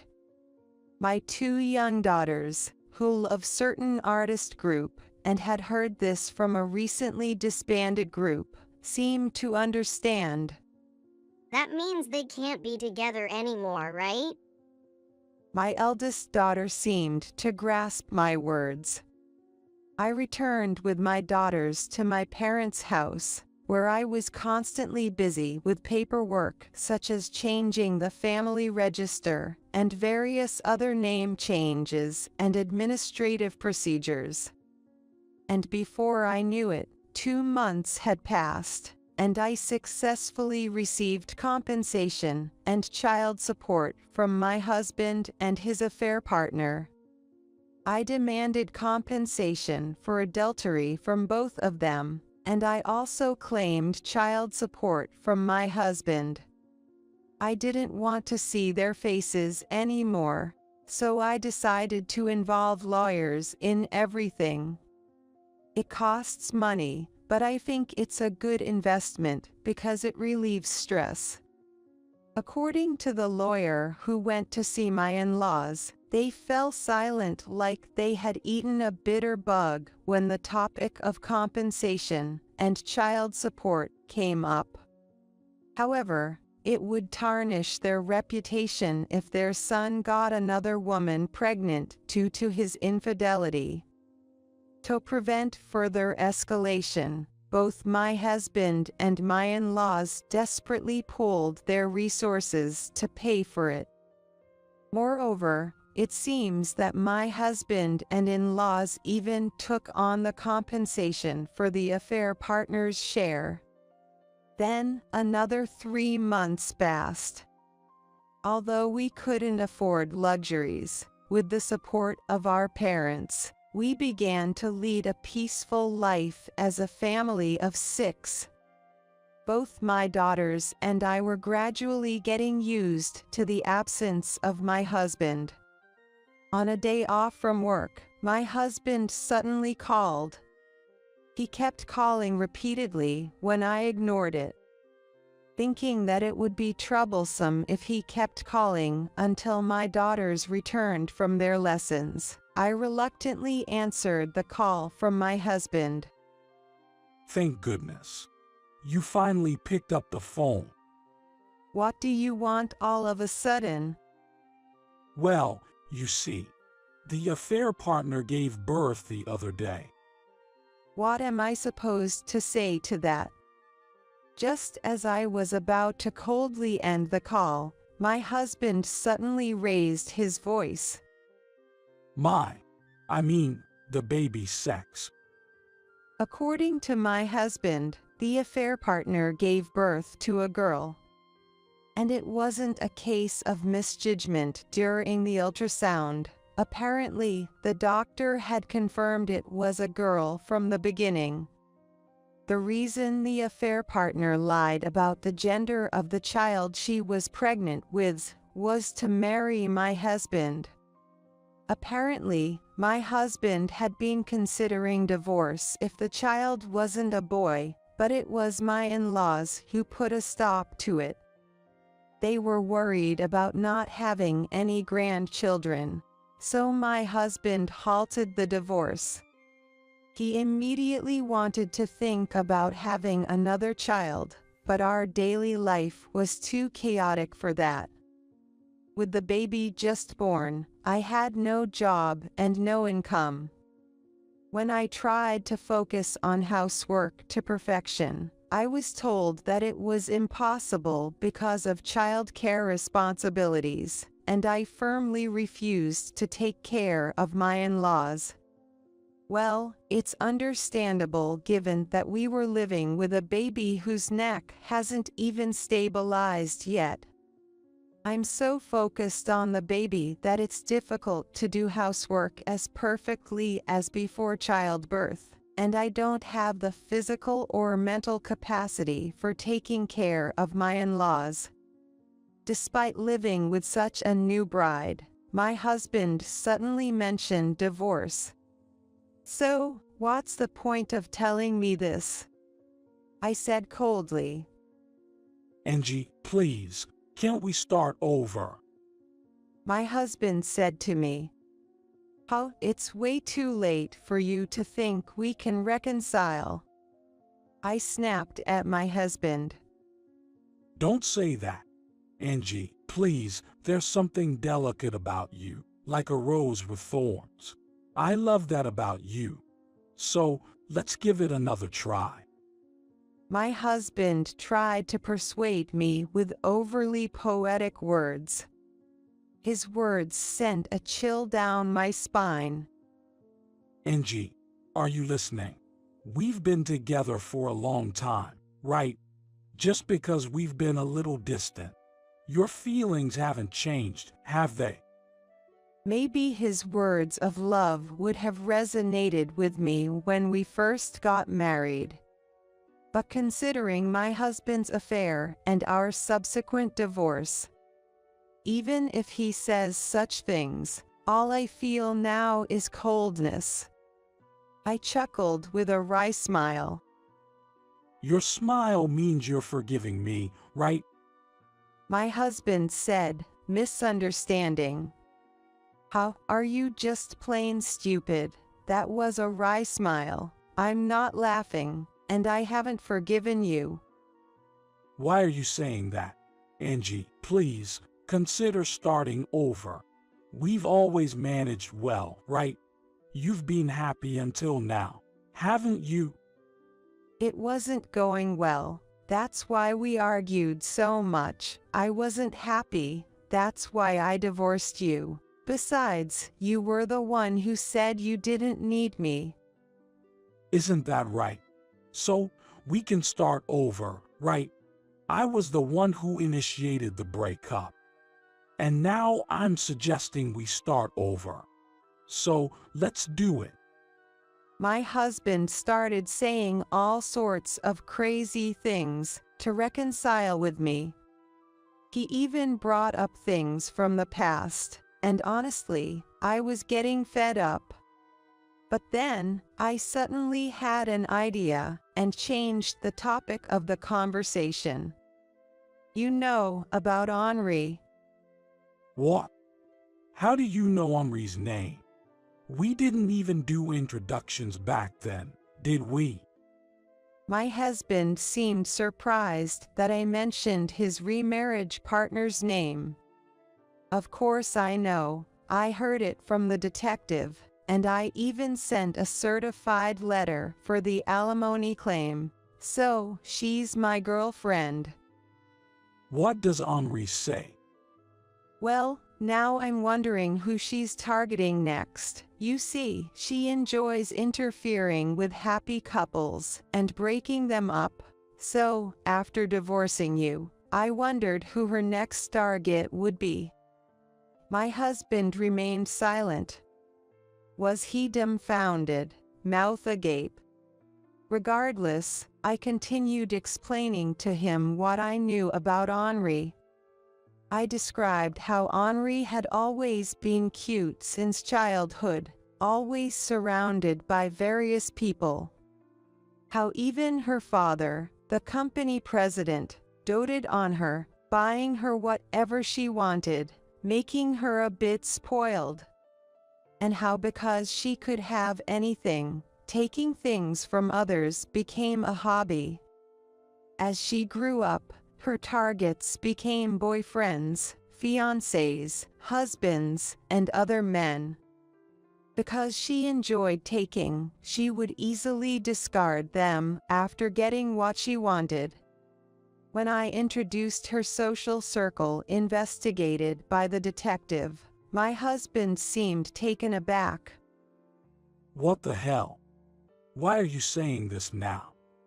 If you had told me when we were divorcing, I wouldn't have gone through all this.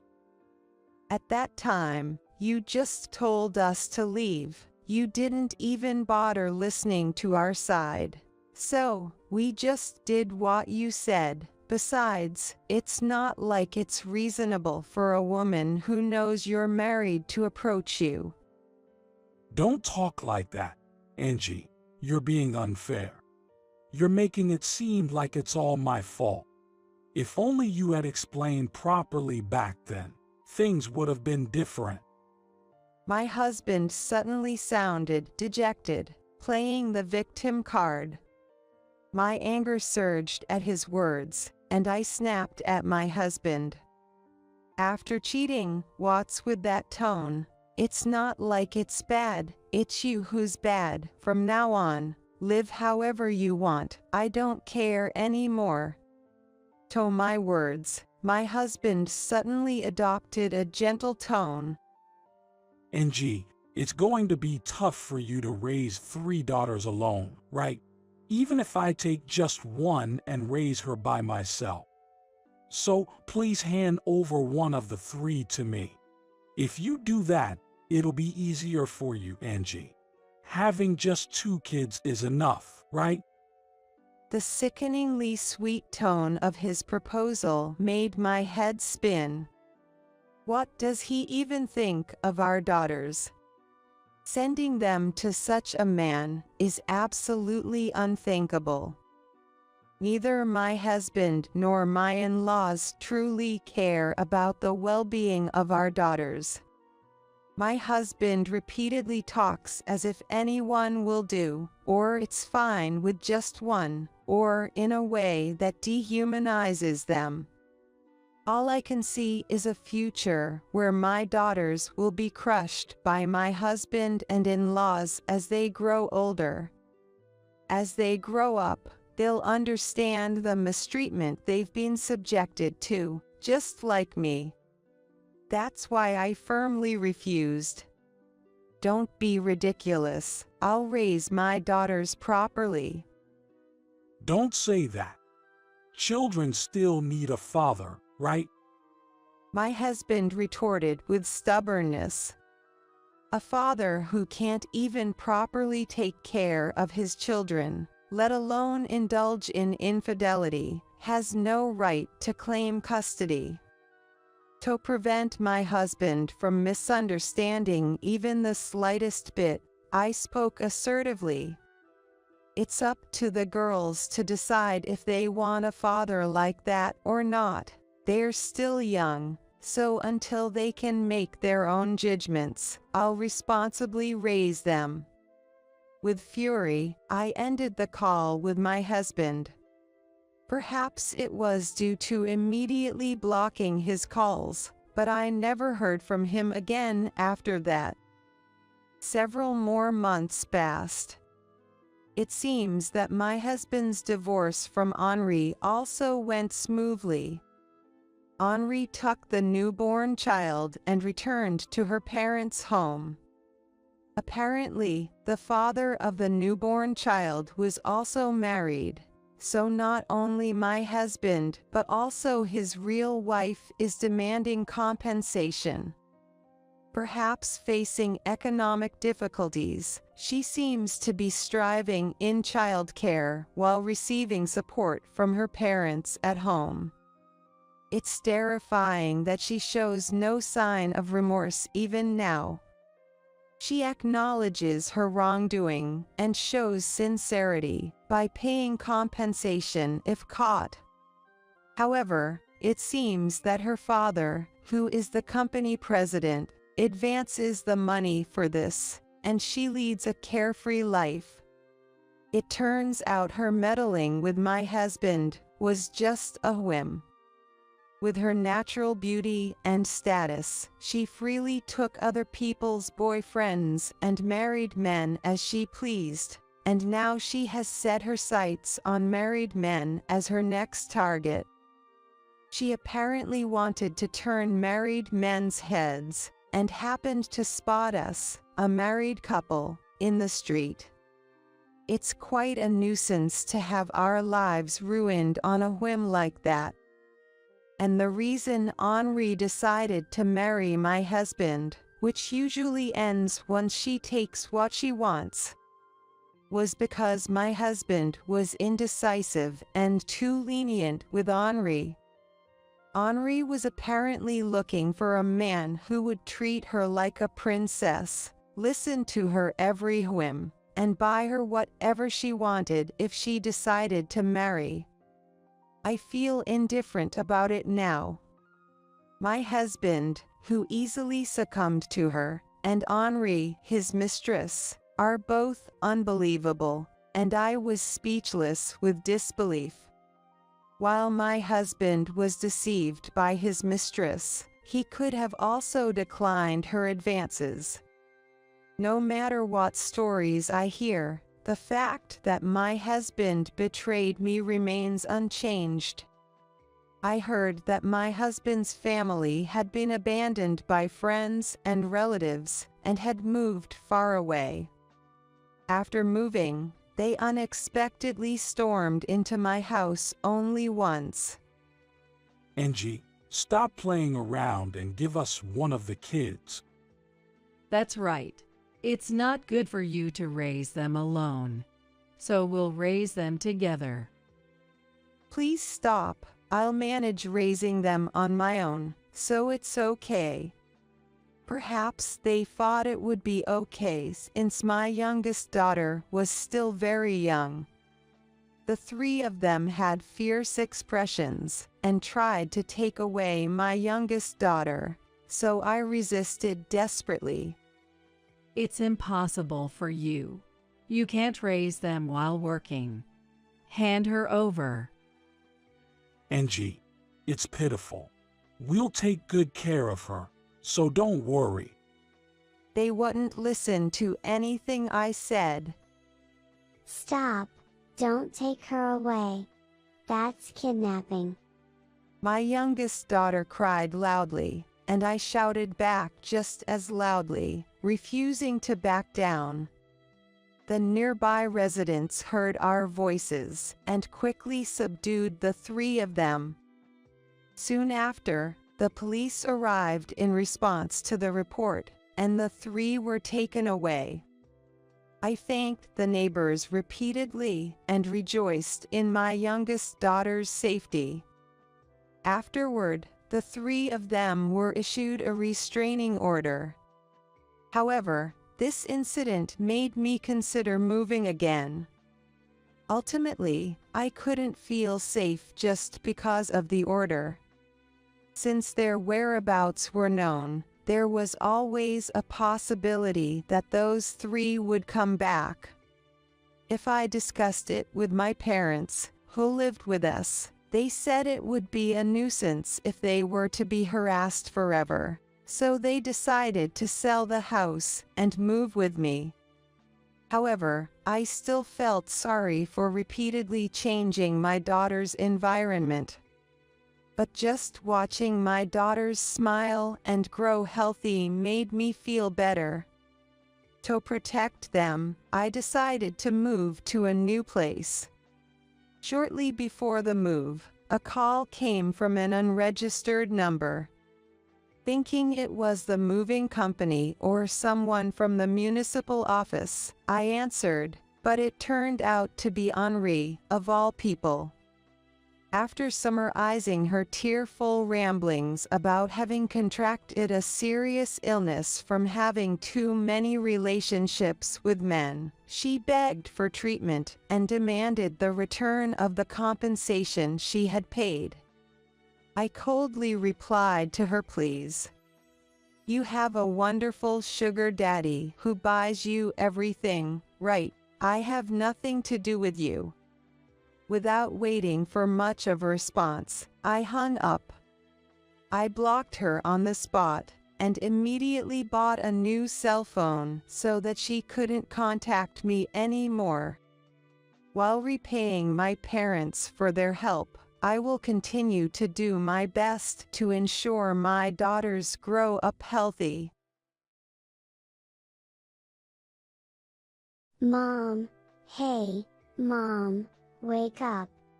I was suddenly shaken awake, and my eyes barely opened to see my daughter's anxious face looming in my blurry vision. I slowly sat up and asked her, "What's wrong with you? Did you have a nightmare?" No, Mom, please. We need to run away from Dad now. Hurry? What? With that single word, my groggy mind snapped to alertness. What followed was a shocking revelation from my daughter that left me dumbfounded. My name is Sarah. I'm a 35-year-old ordinary woman who works while raising my 7-year-old daughter. Emily, our precious gem, is not only adorable but a bit unusual, or rather has some mysterious aspects. Mom, you're forgetting your umbrella. What? The weather forecast for that day was partly sunny with clouds. Despite the thick clouds, there were patches of blue sky. I was stopped by my daughter as I was about to leave the house before her. It's fine. There's only a 10% chance of rain today. But Mom, you're going to get soaked. I saw it in a dream. Please take an umbrella with you. Reluctantly, I took the umbrella she handed me and headed to work. No way. I encountered a sudden downpour just before I was about to return home. I was surprised and came home drenched, only to be proudly greeted by my daughter, whose umbrella was also wet on the stand. Welcome home, Mom. See, it happened just like I said. Emily has had this slight mysterious power since she was very young, accurately predicting the weather and dinner menus. It might be an exaggeration to call it a precognitive ability, but it's unusual. She sometimes feels out of place because of this trait when playing with friends, but she doesn't seem to mind. Above all, we, her family, have accepted this as part of her uniqueness. And she's otherwise a perfectly normal, adorable girl. What concerns me more is my husband, Mike, who is the same age as me. We met through a marriage agency. Back then, I was a hard-working career woman. I was successful but inexperienced with relationships. Urged by my impatient parents, I registered with the agency. It might be odd for a wife to say, but Mike was even more handsome back then and instantly charmed me. Moreover, he was a feminist, and I instantly fell in love. Our relationship quickly progressed with marriage in mind. My husband and I have been married for 10 years this year. He always comes home late these days. Emily is only 7 years old, and she still requires a lot of care. Juggling her care, household chores, and work without Mike's help has been overwhelming. Everything costs money these days, and we need to save as much as we can for Emily's sake. You never know what might happen, so I'm working hard. That's what he said when I asked him about it. I can't argue with him when he says it's for Emily's sake. I've been overwhelmed with work, household chores, and solo parenting. Then, one day, Mike came home early, looking extremely tense. Sensing the mood, I sent Emily away before asking, "What's wrong? Did something happen?" Actually, I want to quit my job. What? It was completely unexpected. After putting Emily to bed, we talked, and it turned out he's been struggling with workplace relationships and no longer finds his job fulfilling, making it a pain to go to work. Don't blame me. I just can't take it anymore. Once things settle down, I'll find another job right away. Until then, I'll take care of everything at home. I didn't want him to quit, but forcing him could lead to worse outcomes. I see. All right. Reluctantly, I agreed to his request. Before long, I got serious about my job, and my husband became a stay-at-home dad. His way of doing household chores and cooking was, to put it mildly, a bit sloppy compared to when I did them. What particularly bothered me was the meals. I came home around 9 o'clock in the night when my daughter went to bed and ate my husband's homemade food. But there was a lot of fried food and the seasoning was surprisingly strong. So I always needed water. The first time I ate it, I couldn't help but confront him. "What is this? You didn't feed the same thing to our daughter, did you?"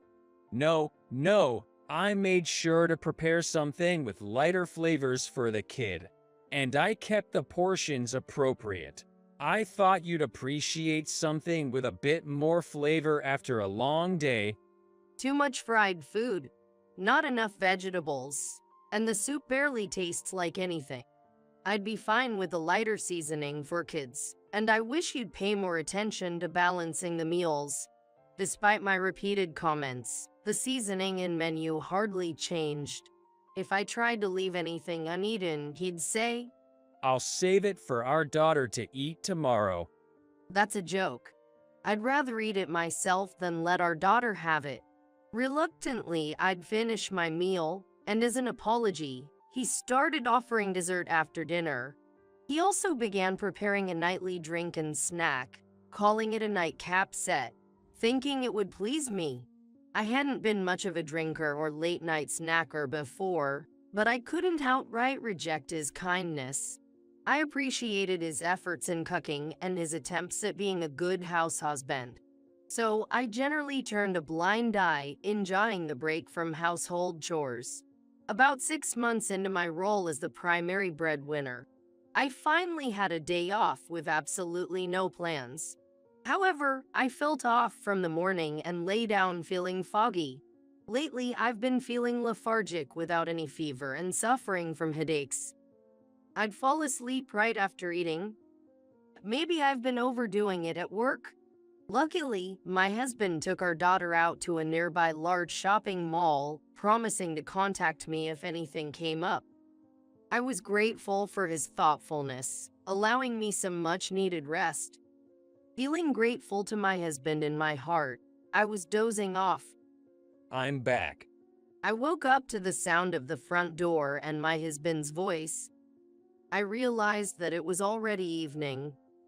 I had slept through the day without having lunch since before noon. Welcome back. Sorry, honey, I couldn't play with you today. Did you have fun? I asked our daughter, holding a palm-sized character mascot she must have gotten while out. But she nodded quietly, looking down, unlike her usual self. I tilted my head, puzzled by her unusual behavior. What's wrong? Did something happen?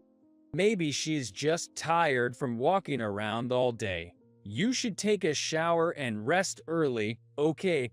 My husband gently placed his hand on our daughter's shoulder, and she nodded slightly before heading to her room. When she was out of sight, I quietly asked my husband, "Hey, she seemed a bit off. Did you scold her or something?" No, I didn't do anything. I think she's just tired. Anyway, about dinner.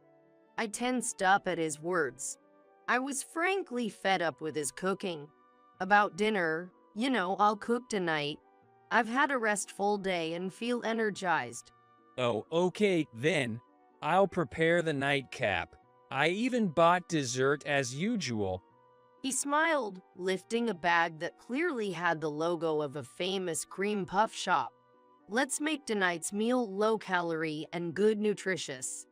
Later, we had dinner together and decided to sleep together for the first time.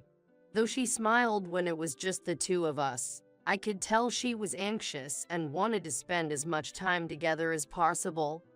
Mom, I have something to say. In the privacy of our bedroom, wrapped in blankets, my daughter whispered in a voice so faint I almost missed it. What is it? Please don't drink any alcohol at tonight. What? Could this be another instance of her slight precognitive ability?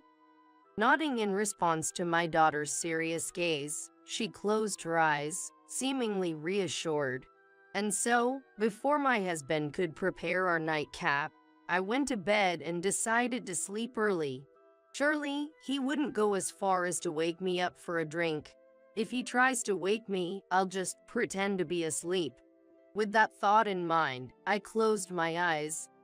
Mom, hey, Mom, wake up. I was suddenly shaken awake, and my eyes barely opened to see my daughter's anxious face looming in my blurry vision. I realized I had actually fallen asleep, my vision blurry as my daughter's anxious face came into view. Checking the bedside clock, I saw it was 2 a.m., and I noticed my husband, who should have been sleeping next to me, was absent. Maybe he went to the bathroom. Slowly sitting up, I asked her, "What's wrong? Did you have a nightmare?" No, Mom, please. We need to run away from Dad now. Hurry? What? That single word snapped me out of my grogginess. What did she just say? Asking her quietly, still in shock. Why? Why would you say that? This is our chance while Dad's not here. Because if we don't, something bad's going to happen to you, Mom. Like getting sick or an accident. What do you mean? As I stared dumbfounded, my daughter, unable to hold back any longer, started to cry. Holding her in my lap and gently stroking her trembling back, she gradually calmed down and began to speak. According to her, while returning from the restroom at the mall, she overheard her dad on the phone. Having always been told not to interrupt when someone is on the phone, she approached quietly. Dad was saying, just a little longer, and she'll be gone. Planning to make it look like an accident or illness. Once that's done, we can be together with the insurance money. Who was he talking to? I don't know. At first, I thought it was you, Mom. But it wasn't. Because, Dad, he was saying bad things about you, and he said I love you to the person. If this was true, my husband was planning to send me to my demise. Besides, my husband is having an affair. My daughter was sobbing and continued. He said I love you to someone not Mom. I was so shocked, I accidentally called out to Dad. Then Dad immediately ended the call and asked, "How long have you been there?" When I said just now, he smiled and said, "Let's keep this our little secret from Mom. If you don't tell, you'll get a new, kind, and sweet mom." Tears and snot streaming down her face, she clung to me. "But, I want you. I don't need another mom. I love you so much," she wailed, clinging to me. In that moment, I felt an overwhelming sense of guilt for putting her through this, and anger towards my husband. My daughter had braved her fears to protect me from her own father. How scared she must have been. How much courage she must have needed. Afterwards, holding my daughter, we went downstairs to the entrance. The moment I noticed my husband's favorite shoes were missing, any slight trust I had in him vanished alongside my daughter's words. According to her, this wasn't the first time he had left in the middle of the night. She had seen him leave several times when going to the bathroom. How had I never noticed before? Even in deep sleep, if my daughter rarely wakes up at night and had seen him leave multiple times, it must have been frequent. My daughter was gripping the hem of my dress tightly. Her actions made me realize there was no time to doubt my husband. That's right. This is not the time for that. I need to respond to my daughter's courage. Perhaps because I hadn't drunk any alcohol, I felt more alert and clear-headed than usual. Looking into my daughter's eyes, I said, "Emily, if we run away from Dad now, we might never see him again. Will you still come with me?" "Yes, I'm scared of Dad. I want to be with you, Mom. I want to stay with you forever." All right. I made up my mind. Fortunately, my daughter was in the middle of her summer vacation. I told her to pack what she needed, and I quickly packed our bags as well. And then, I was stunned as I checked the contents of the drawer where I kept our valuables. Opening another drawer that I rarely open, my suspicion was confirmed. A surge of anger rose within me, but for now, leaving was the priority. We hurriedly left the house before dawn and decided to seek refuge at my parents' house. My parents were surprised to see us arrive so early in the morning, but they kindly welcomed us after showing them what I found just before leaving and explaining what my daughter had told me. After the day had fully dawned, I sent a casual message. "My mom got hurt. I'm taking my daughter to help out for her a month or so. Please take care of the house while we're gone." Got it. Leave everything here to me. He was surprisingly calm about his daughter and wife disappearing overnight. Surely, he must be smirking, thinking he can now do as he pleases alone. I'll lay low for now, but I won't let this go, for my daughter's sake. As soon as we arrived at my parents' house, my daughter, still with tear stains on her cheeks, fell asleep. Looking at her sleeping face, I made a certain phone call. About a month after taking refuge at my parents' house, I decided to return to our home, leaving my daughter with my mom. I entered the living room after unlocking the door, my smartphone in my chest pocket. My husband, who had been holding his head in front of his smartphone, gave me a forced smile as if nothing had happened. Oh, welcome back. Don't just come back suddenly like that. You surprised me. Oh, how about I make you a nice iced coffee with lots of milk and sugar? If it were the old me, I might have been deceived, but not today. I don't need it. Instead, I want you to write this. I confronted my husband, who was about to head to the kitchen with divorce papers. He sighed deeply after glancing at them. Divorce, huh? Well, if that's what you really want, I'll agree. His reaction was expected, but it infuriated me. He casually accepted it with a smile. I'll agree to the divorce since you're the one asking for it, but you'll meet my demands for the settlement, right? What are you talking about? You're the one who'll be paying. What? My husband looked puzzled. He shook his head unwillingly with a forced smile. Come on, I've been supporting you in my way, and now you're handing me divorce papers unilaterally. A good husband, the kind that skips work for affairs and plans to put his wife in danger? What are you talking about? I couldn't help but snort at his dumbfounded face. I pulled out a small bottle filled with pills from a drawer I hardly used and showed it to him. The label read, "For stubborn insomnia, 1 pill for a good night's sleep." I bought it because I couldn't sleep well. It's obvious if you look at it, the amount hasn't decreased since I left. I opened and took pictures of everything before I left. Want me to compare? Don't talk nonsense. Besides, where's the proof that I gave those to you? Everything you've been doing with your mistress. I know all about it. What? I returned to my seat with the bottle in hand, pulling an envelope from my bag and spilling its contents. My husband froze in shock. No wonder. Those were printouts of messages he had sent to his mistress. It says things like, "I'm skipping work to see you. Wait for me." I quit my job so we can talk more. Love you. I got something that'll make sure she won't wake up. I can visit you during that. Think we can be together soon. Wait for me, my princess. He sent this kind of message. Every lie about working late and his plans to make my demise look like an accident or illness were detailed. Thinking back, the meals he prepared for me were high in salt, fat, and even sugary desserts. It's no wonder my health declined. Plus, he probably tampered with my drinks while I took a shower.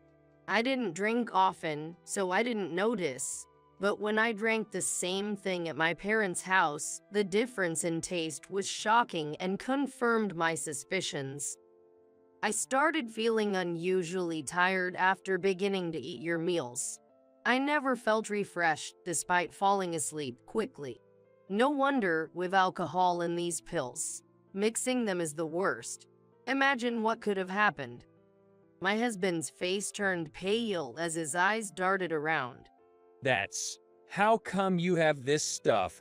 Don't tell me you snooped through my phone. That's a violation of privacy. No, I got it from her, your mistress. What? I flipped over a second envelope to show him, and his face went white. No wonder. The scattered photos showed him getting cozy with a young woman. Right after returning to my parents' house, believing my daughter's words, I contacted a private investigator to track my husband's movements. He probably never imagined I'd doubt him. Not even 3 days after we left, he was bringing his mistress into our house, living as if they were newlyweds. It was easy to find out about his mistress's background, from her real name to her workplace. A few days ago, I negotiated with your mistress. I showed her the photos and said if she provided testimony and evidence favorable to us, I'd reduce the compensation fee. She handed over her phone and said, "Do whatever you want with it." My husband was flipping between his phone and the photos. He muttered things like, "So that's why." And she betrayed me. I tapped the divorce papers laid out on the table. Now, onto the main issue. With all this evidence, I could go to the police, but I don't want the father of my child to have a criminal record. So, what then? Sign the divorce papers. Plus, the settlement money, alimony, child support. Oh, and the savings you spent on your mistress. You'll pay that back, right? Wait a minute. It was just a fling. Divorce just like that. Whether it was a fling or not doesn't matter to me. You betrayed your family. You inflicted trauma on our daughter. You tried to end my life. After all that, thinking you could get away with it is delusional. As I said that, my husband collapsed to his knees. Just as I thought that, he grabbed my leg, glaring at me fiercely. It's your fault for being such a charmless woman. Did you really think I'd just return everything quietly? My husband raised his fist. I pursed my lips, stared him down, and pulled out my phone, holding it up to his face. I've been on the phone the whole time since I entered the house. What? His fist froze. As his grip loosened, I quickly stood up and gathered the documents I brought. The person on the other end of the phone is my father and my lawyer. They're waiting just around the corner, ready to come in at any moment. No, that's not. It's different. I've been recording all as well, so I'll use it as evidence. From now on, we'll communicate through my lawyer. My husband, lost for words, slumped down as I left the house with my belongings. I got into the car where my father and the lawyer were waiting, sighed, and then called my mother, who was looking after my daughter. My daughter cheerfully greeted me on the phone. Mom? Did you finish talking with Dad? Yay, Emily, I'm sorry. I talked to him, but it turns out we can't live with your dad anymore. Her reply was silence. Guilt for taking her father away from my little daughter hit me, even though I had resolved myself. Sorry, Emily, that. Well. Mom, it's okay. I understand. I'll be here for you. Her words enveloped me softly, making the back of my nose tingle. Tears welled up, and my father beside me offered support. Later, we got divorced. The apartment we lived in was sold due to the division of assets, and I returned to my parents' house. My ex-husband, jobless and unable to afford a lawyer, couldn't pay the agreed amount and ended up begging his parents for help. His parents were furious with him. My in-laws paid a compensation and other expenses he owed me in full as an apology. Afterward, he tried to cling to his mistress, who quickly discarded him. Unable to find a decent job, he now leads a difficult life filled with odd jobs, as I heard from my in-laws. Meanwhile, I began a new life with my parents and daughter at their home. Emily stopped making her mysterious comments after moving but made good friends at her new school and seems happy every day. We might face many challenges ahead, but I swear, on my now empty ring finger, to raise my daughter well and ensure her happiness. I got pregnant with the boss's baby. Guess I'll be taking the boss's wife's spot now. In that moment, something inside me broke. She had been ridiculing me, the boss's wife, boasting about her youth, and constantly trying to outdo me. Now, she's even taken my job as the company's executive assistant and is attempting to take my husband as well. In that case, I won't hold back anymore. I'll see them plummet to the depths of hell. I decided to pretend to celebrate my husband and Michelle's union. I agreed the divorce with Jack. Of course, I received a generous settlement. They later had a lavish wedding in Hawaii. The situation shifted a week later. I got a call from Michelle. Hey, Jack hasn't come home. You're his ex, so you must know where he is, right? Michelle's voice was frantic. As I had predicted, I smirked. Oh, I didn't mention it, but he is. What? I revealed my husband's shocking secret side. My name is Karen Adams. I'm a 58-year-old working housewife. At my husband Jack's company, I work as an executive assistant. At 6 a.m., I get up earlier than my husband and make breakfast. Then I go to the office by myself to clean and tidy up the executive office. It's a daily habit. I do it so Jack can enjoy his work. At 8 a.m., Jack comes to the executive office. Oh, thanks, Karen. You cleaned again today. I walk up to Jack and retie his tie. It's fine, dear. You want to work in a clean room, don't you? Yeah, you're right. Jack and I had an arranged marriage. We haven't had children, but we've lived together, compromising and cooperating. This year marks our 30th wedding anniversary. The company Jack took over from his Phil is stable, and I've had no complaints about our life. By the way, about that new venture you proposed, the chairman agreed to fund it. The payment was confirmed just now. That's great. Kevin seems to like you. You negotiating helped a lot. The company is led by Jack as the president and his older brother as the chairman. His brother's name is Kevin. Jack affectionately calls him Kevy. Speaking of which, didn't the chairman fund another project you proposed before? Aren't you going to proceed with that? When I lightly asked, Jack seemed a bit irritated. That's okay. I'll handle it. I see. You have the whole day free today, right? Yes, because you mentioned it earlier. Jack smiled with satisfaction. Great, then. I have someone I want you to meet. I'll bring them here, so wait for me. Okay. The person he wants to introduce. I felt a sense of unease at the sound of those words. Soon, I could hear laughter coming from the hallway. It was Jack's voice and another, belonging to a young woman. As I was wondering about their seemingly close relationship, the door to the executive office opened. Sorry to keep you waiting, Karen. Jack said with a pleased expression. However, I was too stunned to respond to Jack, fixated on the woman standing next to him. She is a very young woman. Her hair was a shade of blonde, almost golden, wearing a miniskirt that revealed her thighs and a camisole with a plunging neckline, as if she was dressed for a night out. Yet, she wore it so well that I found myself marveling. So this is youth.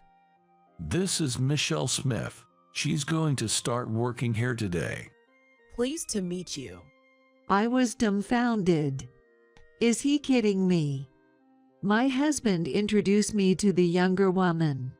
Just this event alone is bad for my heart, and to add, we're not even hiring new graduates.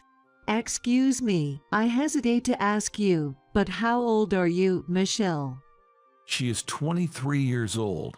I met her at a bar with some friends, and she came up to talk. We hit it off, and her youthful energy was refreshing. Don't you think her presence will boost our team's motivation, do you? No, yes.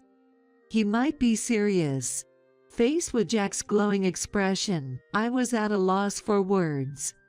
So, Karen, could you teach Michelle the ropes?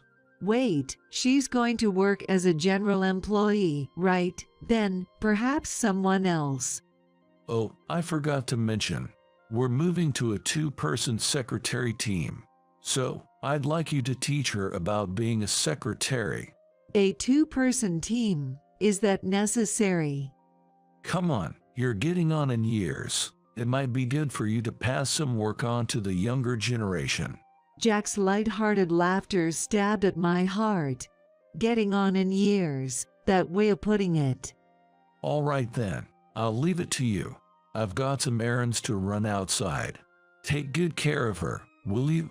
With that, Jack left the executive office, leaving me and Michelle behind. I took a deep breath to calm myself. Once Jack makes up his mind, he charges ahead. Then, inevitably, he fails and ends up regretting it alone. This had happened often in our marriage. It was pointless to say anything now. For now, I'll just do as he says. It's bound to fail anyway. Hey, Mrs. Karen. Michelle tapped my shoulder. Yes. How old are you, Mrs. Karen? Feeling it would be wrong not to answer after asking her age, I told her the truth. I'll be 58 this year. However, my honest admission seemed not to reach Michelle. What? You're the same age as my grandmother. You might drop dead any moment. And yet you're still working. That's kinda sad. I forced a smile. I like my job. It's not sad at all. Oh, I see. It's the boss who's to be pitied, right?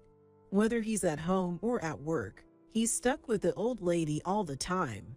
Really, poor thing. Her words kept coming one after another, making my face tense up. Excuse me, what exactly are you trying to say? What? Don't you get it? I guess it's true what they say about getting slower with age. Michelle sighed heavily and stated bluntly. It means I, being young and beautiful, have a higher status than an old lady like you. You get that, right, Mrs. Old Lady? Her smiling face as she said this sent shivers down my spine. I couldn't stay silent any longer.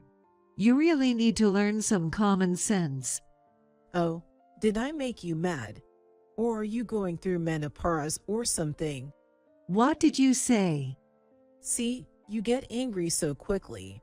If you get this upset over such things, how can you keep working? Plus, menopause makes you sweat a lot and get out of breath, right? LOL, it's pathetic to try so hard. Maybe it's time you retired. As I stood there dumbfounded, Michelle suddenly laughed and whispered in my ear. Maybe it's time to retire as the president's wife, too. I shuddered. This person intended to take Jack away from me. I raised my voice without thinking. That's enough. I can't teach someone with your motives any work. Leave the company now. I expected an argument, but Michelle just stared at me, and tears streaming down her face. I'm sorry. What? I didn't mean it. I just wanted to get along with you, and joked, but this is too much, too cruel. Michelle collapsed to the floor, sobbing. She looked like a tragic heroine. I'll leave this company. Thank you for everything up to now. Michelle rushed out of the room. What on earth is happening? I was so shocked by the sudden turn of events that I was left speechless for a while until Michelle returned, red-faced, with Jack. What the hell are you doing? Jack's sudden shout made me tremble. What's going on, dear? I heard from Michelle. You yelled at her. But she was saying such terrible things. Don't lie. I've been listening to her conversation. What? To my astonishment, Michelle had recorded our argument on her smartphone. The recording began with me scolding Michelle, giving the impression that I had suddenly started berating her for no reason, making her cry. So that's why she apologized so readily, even with sobs. I bit my lip in frustration. Don't you believe me? Believe. Michelle came to me crying about what you did. There's even a recording. It's clear whose words have more credibility. A secretary who bullies employees is fired as of today. What? I was in disbelief. I had supported Jack at home and in the company all this time. And now, he was choosing Michelle, who had just joined, over me. Wait, then who will do the secretary's job? It's obviously going to be Michelle. That's impossible. And what about Macau, you know? I caught myself, realizing what I had just said.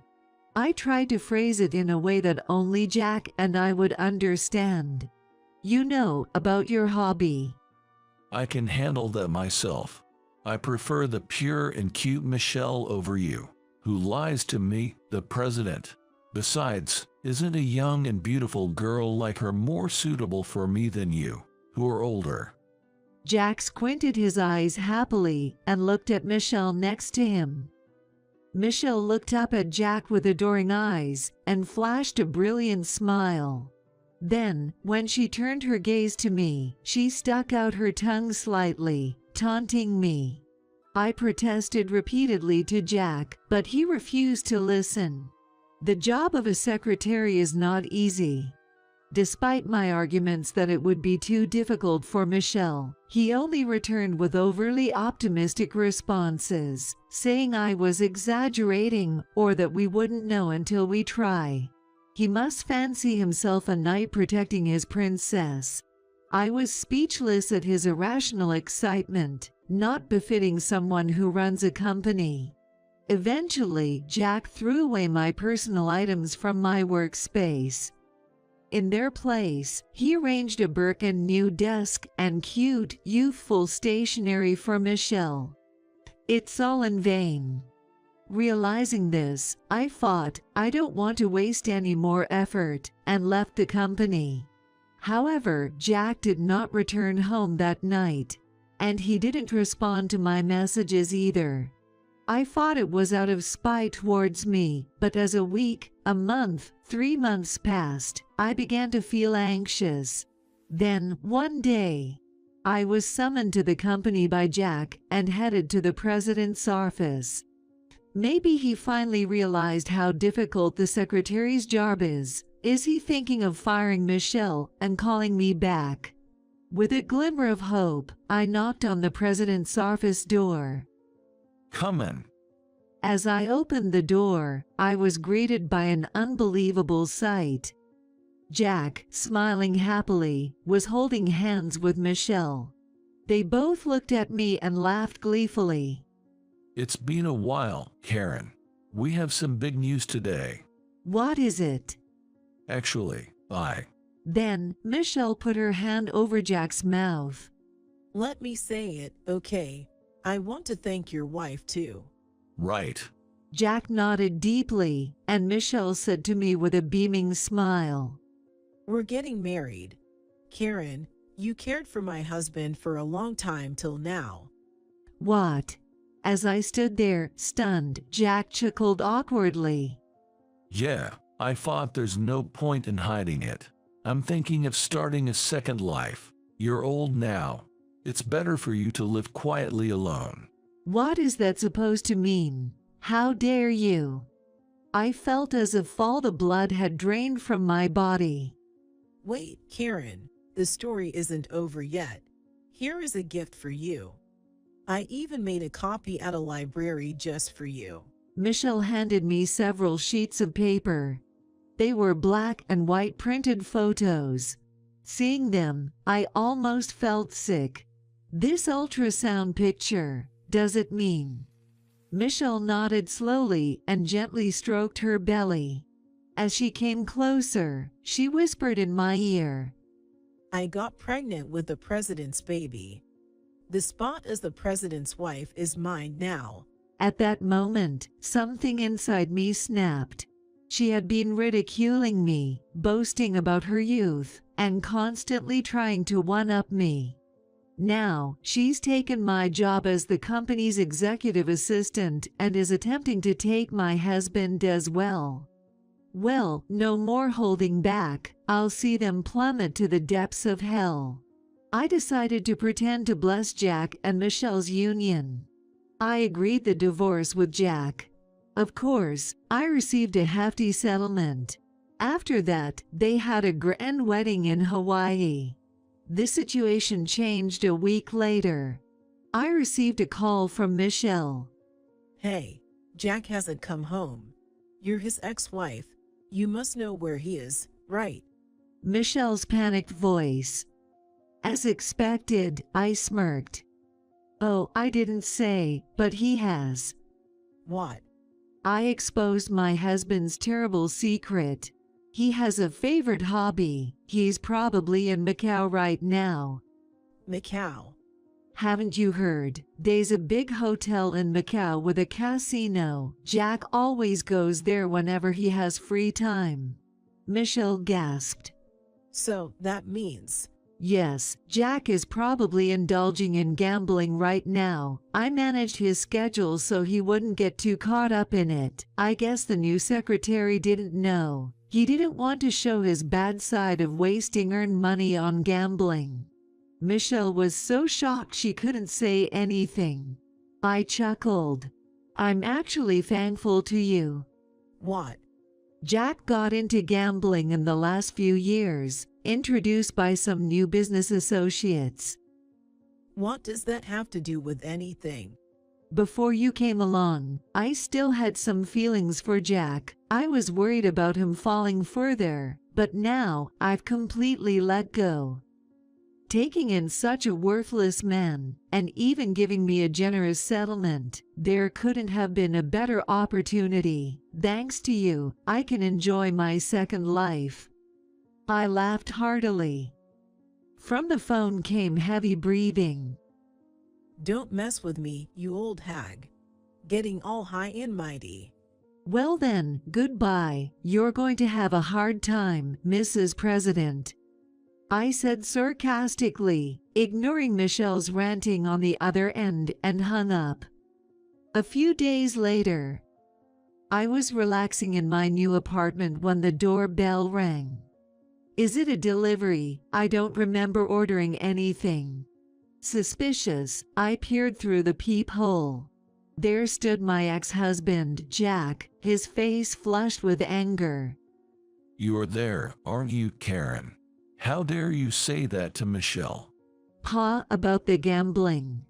Understanding the situation, I decided to open the door and let Jack in. He must have gone to a detective agency to find my address. Running away now would only lead to him pursuing me again. Might as well settle this here. I had important information to tell him. I prepared a folder with documents before opening the door. It's been a while, hasn't it? I greeted him with a graceful smile. How dare you smile after ruining someone's home? Jack was furious, yelling and leaning in close to intimidate me. But such tactics have no effect on a wife who has stood by him for years. Oh dear, why are you so red in the face? What happened? It's none of your business. I couldn't help but laugh.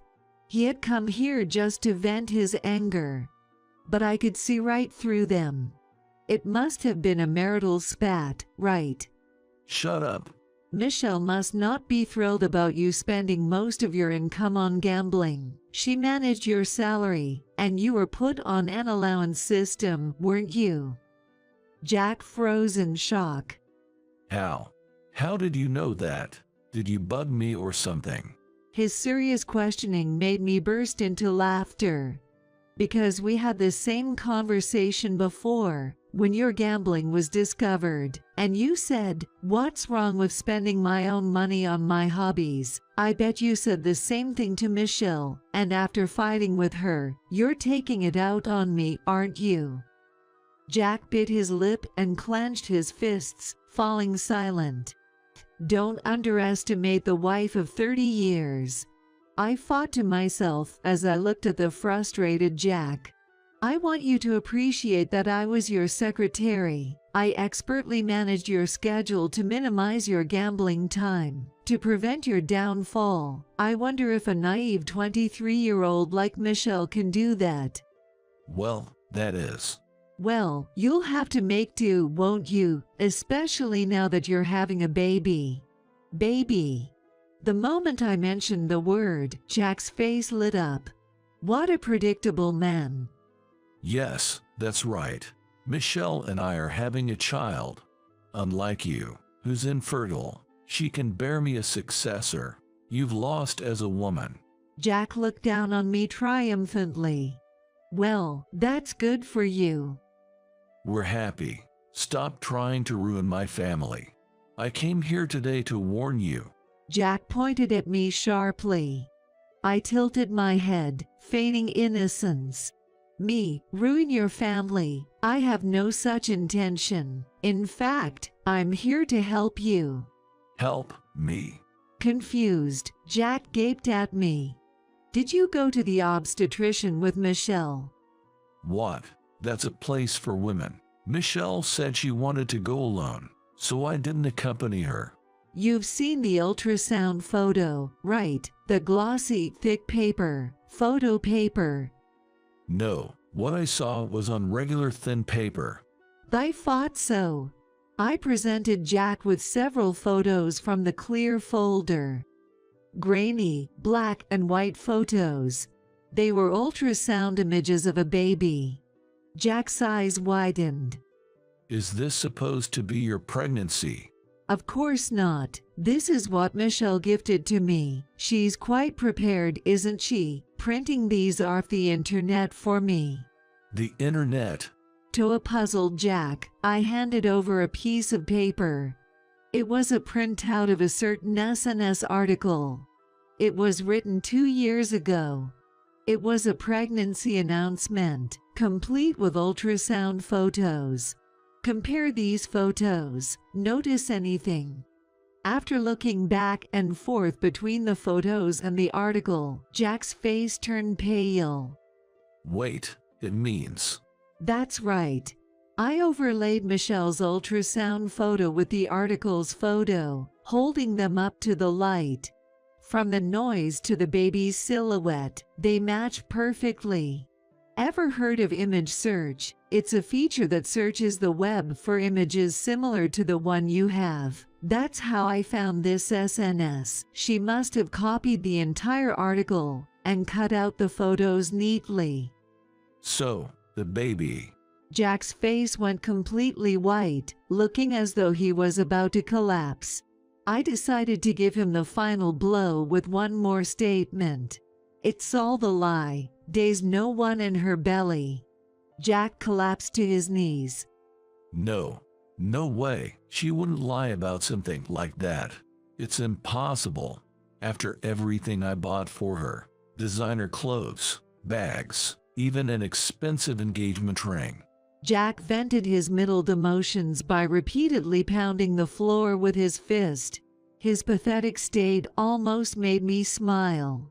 It's unfortunate you can't become a father. If you think about it, considering your age, it's dubious whether you're even capable of fathering a child. Believing that just because she's young, she would get pregnant was a naive thought.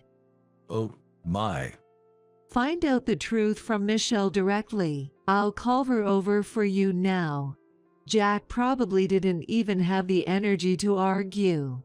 He remained silent and slumped. I called Michelle to the apartment. Soon, the doorbell rang, and I opened the door. Upon seeing Jack and me together, Michelle screamed. What are you doing here? Trying to steal Jack back from me? That's not it. Haven't I said I'm grateful to you? I have a baby in my belly. You can't break us apart. Michelle yelled triumphantly, not listening to me. She stepped into the room with her shoes on and gently embraced Jack's shoulder. Are you okay? Let's go back and talk about money again. I'll manage the salary, okay? We'll overcome this trial together because in my belly is... Shut up. Jack slowly stood up. He stared at Michelle and spoke quietly. The pregnancy is the lie, isn't it? Michelle's face contorted visibly. What? What are you talking about? Tell me the truth, Michelle. I am pregnant. I showed you the ultrasound photo. Our baby is the fruit of our love. Denying that is cruel. Michelle sat down on the floor, sobbing. However, she quickly looked up and glared at me. Karen must have poisoned your mind. Jealous because you're old and I'm young and beautiful. Michelle huffed in arrogance. I just laughed in return. Is that all you have to say? What? Hey, Jack, Let's just go home. Come on. Michelle pulled at Jack's arm. Jack shook her off. That's enough, Michelle. What? Jack presented the blog article copy and the ultrasound photo to Michelle. There's no escaping the truth now. I believed in you. Why did you lie about something like this? When you said you were pregnant, I was overjoyed to tears. Then, Michelle's expression faded. Hey, Jack. What now? Michelle looked up at Jack with teary eyes, trying to appeal to him. I just wanted to test your love for me. I was afraid of being just a fling. That's why I said I was pregnant. Then you said you wanted me to have a baby, right? I was so happy. Seeing Michelle's beaming smile, Jack seemed somewhat appeased. So, it was because you loved me that you lied. That's right. We can still have a baby, can't we? Our child would inherit my beauty and your brains. One day, they'll become the president and earn lots of money. That's impossible. I interrupted Jack and Michelle's delusional world, bringing them back to reality. Hey, we were just getting to the good part. Do you really think this man has money? I asked calmly. Of course, he's the president, after all. I see, indeed, our company has been around for generations and isn't doing poorly. But that's about the company as a whole. This man is a gambler. You understand what that means, right? What? Michelle's face turned pale as she clung to Jack. Hey, Jack, you're rich, right? You told me so, that you have more money than you know what to do with, and that we live a wealthy life once we're married. Jack responded in a faltering voice when pressed. It's fine. I may have lost some money at the casino recently, but we're starting a new venture at the company soon. That'll be a big win. What are you talking about? I pointed out Jack's ugly lie. I know, you have no intention of starting any new venture. What do you mean? You got financial support from the chairman recently, right? Where is that money now? Surely it hasn't been spent on designer brands and an engagement ring for your new wife. I glared at Jack. What are you talking about? I would never do that. Jack laughed dismissively, but his voice trembled. I sighed briefly. You embezzled company funds, didn't you? Jack swallowed hard as I stared him down. I've been suspicious. Since the beginning of the year, you've been saying we're starting a new venture and got financial support from the chairman. But there's been no progress on any venture. You haven't even tried to make progress. And then, on to the next new venture. It's strange not to be suspicious. So, I talked to the chairman and decided to get solid evidence. You two teamed up against me. Then, the deposit from Kevy the other day was a decoy. You transferred the venture funds directly into your account. You've been making it hard to trace by using various accounts, but this time you put it directly into your own. What? Were you that desperate for money, trying to prove to Michelle you were wealthy? As I laid out the facts, Jack could only mumble. I delivered the final blow. You're finished. Get arrested and live the rest of your life as a convict. Shut up. This was all done within the family. It'll probably just end with probation. Besides, Kevin will pay the bail. Even if I'm charged, I'll be out soon. Jack tried to reassure himself. Why do you even know about this? You were fired by me. It's none of your business. The chairman told me. Kevy did. Yes, I was hired by him. What? Jack's mouth fell open in shock. I explained calmly. He contacted me right after he heard you'd left me. He apologized for your terrible actions and asked if he could hire me back. I said yes immediately. You didn't know. He kept that from me. That's outrageous. I'm grateful to him. He's put me in charge of schedule management, and my salary is even better than before. As I smiled broadly, Jack gritted his teeth. Damn Kevin. I'll confront him right now. Just as Jack was about to leave, Hey, Michelle grabbed Jack's arm. She pulled him towards her, their faces inches apart. Her expression was demonic. hey, old man. What? Startled by Michelle's unusually deep voice, Jack froze. Michelle took a deep breath and yelled, You deceived me, flaunting your wealth, and then turns out you're just an old criminal. What a joke. I'm sorry, Michelle. Jack, clearly terrified, tried to gently hold Michelle's hand. He looked into her eyes and slowly said, But it's okay. I'll probably get probation and be able to return home. I may be ousted from the company, but we can be happy without money, right? Don't joke with me. Michelle shook off Jack's hand and looked at him as if he was filth. A broke old man like you living with a young and beautiful woman like me. Impossible. I lied about being pregnant to get married. What a waste of time. Nowadays a stain on my family register. The worst. Michelle pushed past Jack and left the room. Michelle. Wait, Michelle.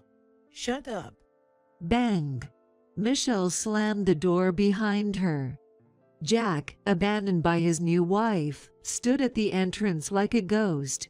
I spoke to Jack. Please leave. This is my house. Hey, Karen. What? Can we start over? Me as the president and you as the secretary. Just like before. Jack showed a pleading smile, but I shook my head firmly. That's impossible. I really hate you. I never want to see your face again. Jack's eyes widened, and he began to tremble. That's enough of that. I opened the door and pushed Jack out. As I locked the door and began watching TV, Jack, having realized everything was over, quietly left the apartment. Later, Jack was arrested.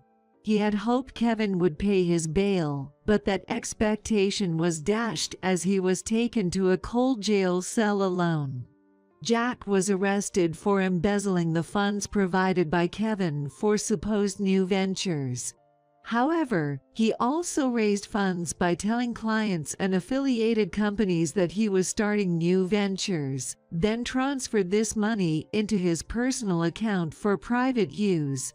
Jack was sentenced to actual prison time without probation, and it seemed he wouldn't be out for several years.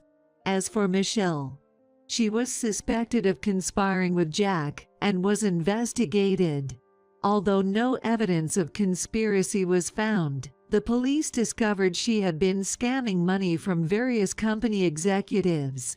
She would approach men who appeared wealthy in bars, become friendly, then claim to be their girlfriend. She would then lie about being pregnant or needing money for a parent's surgery, coaxing large sums of money from them.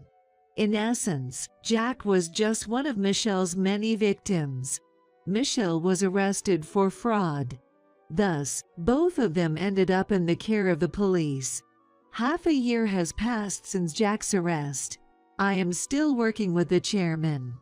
Recovering the company's image after the scandal is not easy, and he is always troubled. I want to support the chairman by his side. Feeling indebted to him, I am determined to help. One evening, I returned to the company with the chairman. He sank deeply into his chair and let out a sigh. It's been a tiring day. We had several business dinners in a row. The chairman smiled at me. Yes, but thanks to you choosing a good restaurant, the meal was enjoyable. Many of our business partners are around my age, so they appreciated the healthy yet luxurious restaurant. Moreover, no one knew about the restaurant today. It was like a surprise. Thanks to that, the conversation flowed. Thank you. The chairman's face lit up with a gentle smile. His demeanor is always calm and composed, a stark contrast to Jack's impulsiveness. He speaks with respect to everyone, his earnest character shining through in every interaction.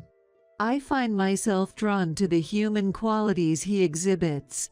Such generous words. As I bowed my head, the chairman sighed with satisfaction. To think my foolish brother once had someone as capable as you as a partner. Truly astonishing. I let out a light chuckle. Former partner, I have no ties with him anymore. Ha, indeed. By the way, Karen, how long do you plan to work? Don't you ever think about retiring and living a quiet life at home? I answered with a smile. I love my work. As long as I'm able, I wish to continue working. The chairman nodded happily, several times. I want you to help me rebuild this company. It's going to be a long partnership, but I'm counting on you from here on out. I nodded vigorously. Yes, Chairman. When I responded enthusiastically, the chairman, finding it amusing, laughed cheerfully. Watching him, I felt a warmth in my heart. My second life is going to be fulfilling. As I gazed at his smiling face, I was filled with this hopeful thought.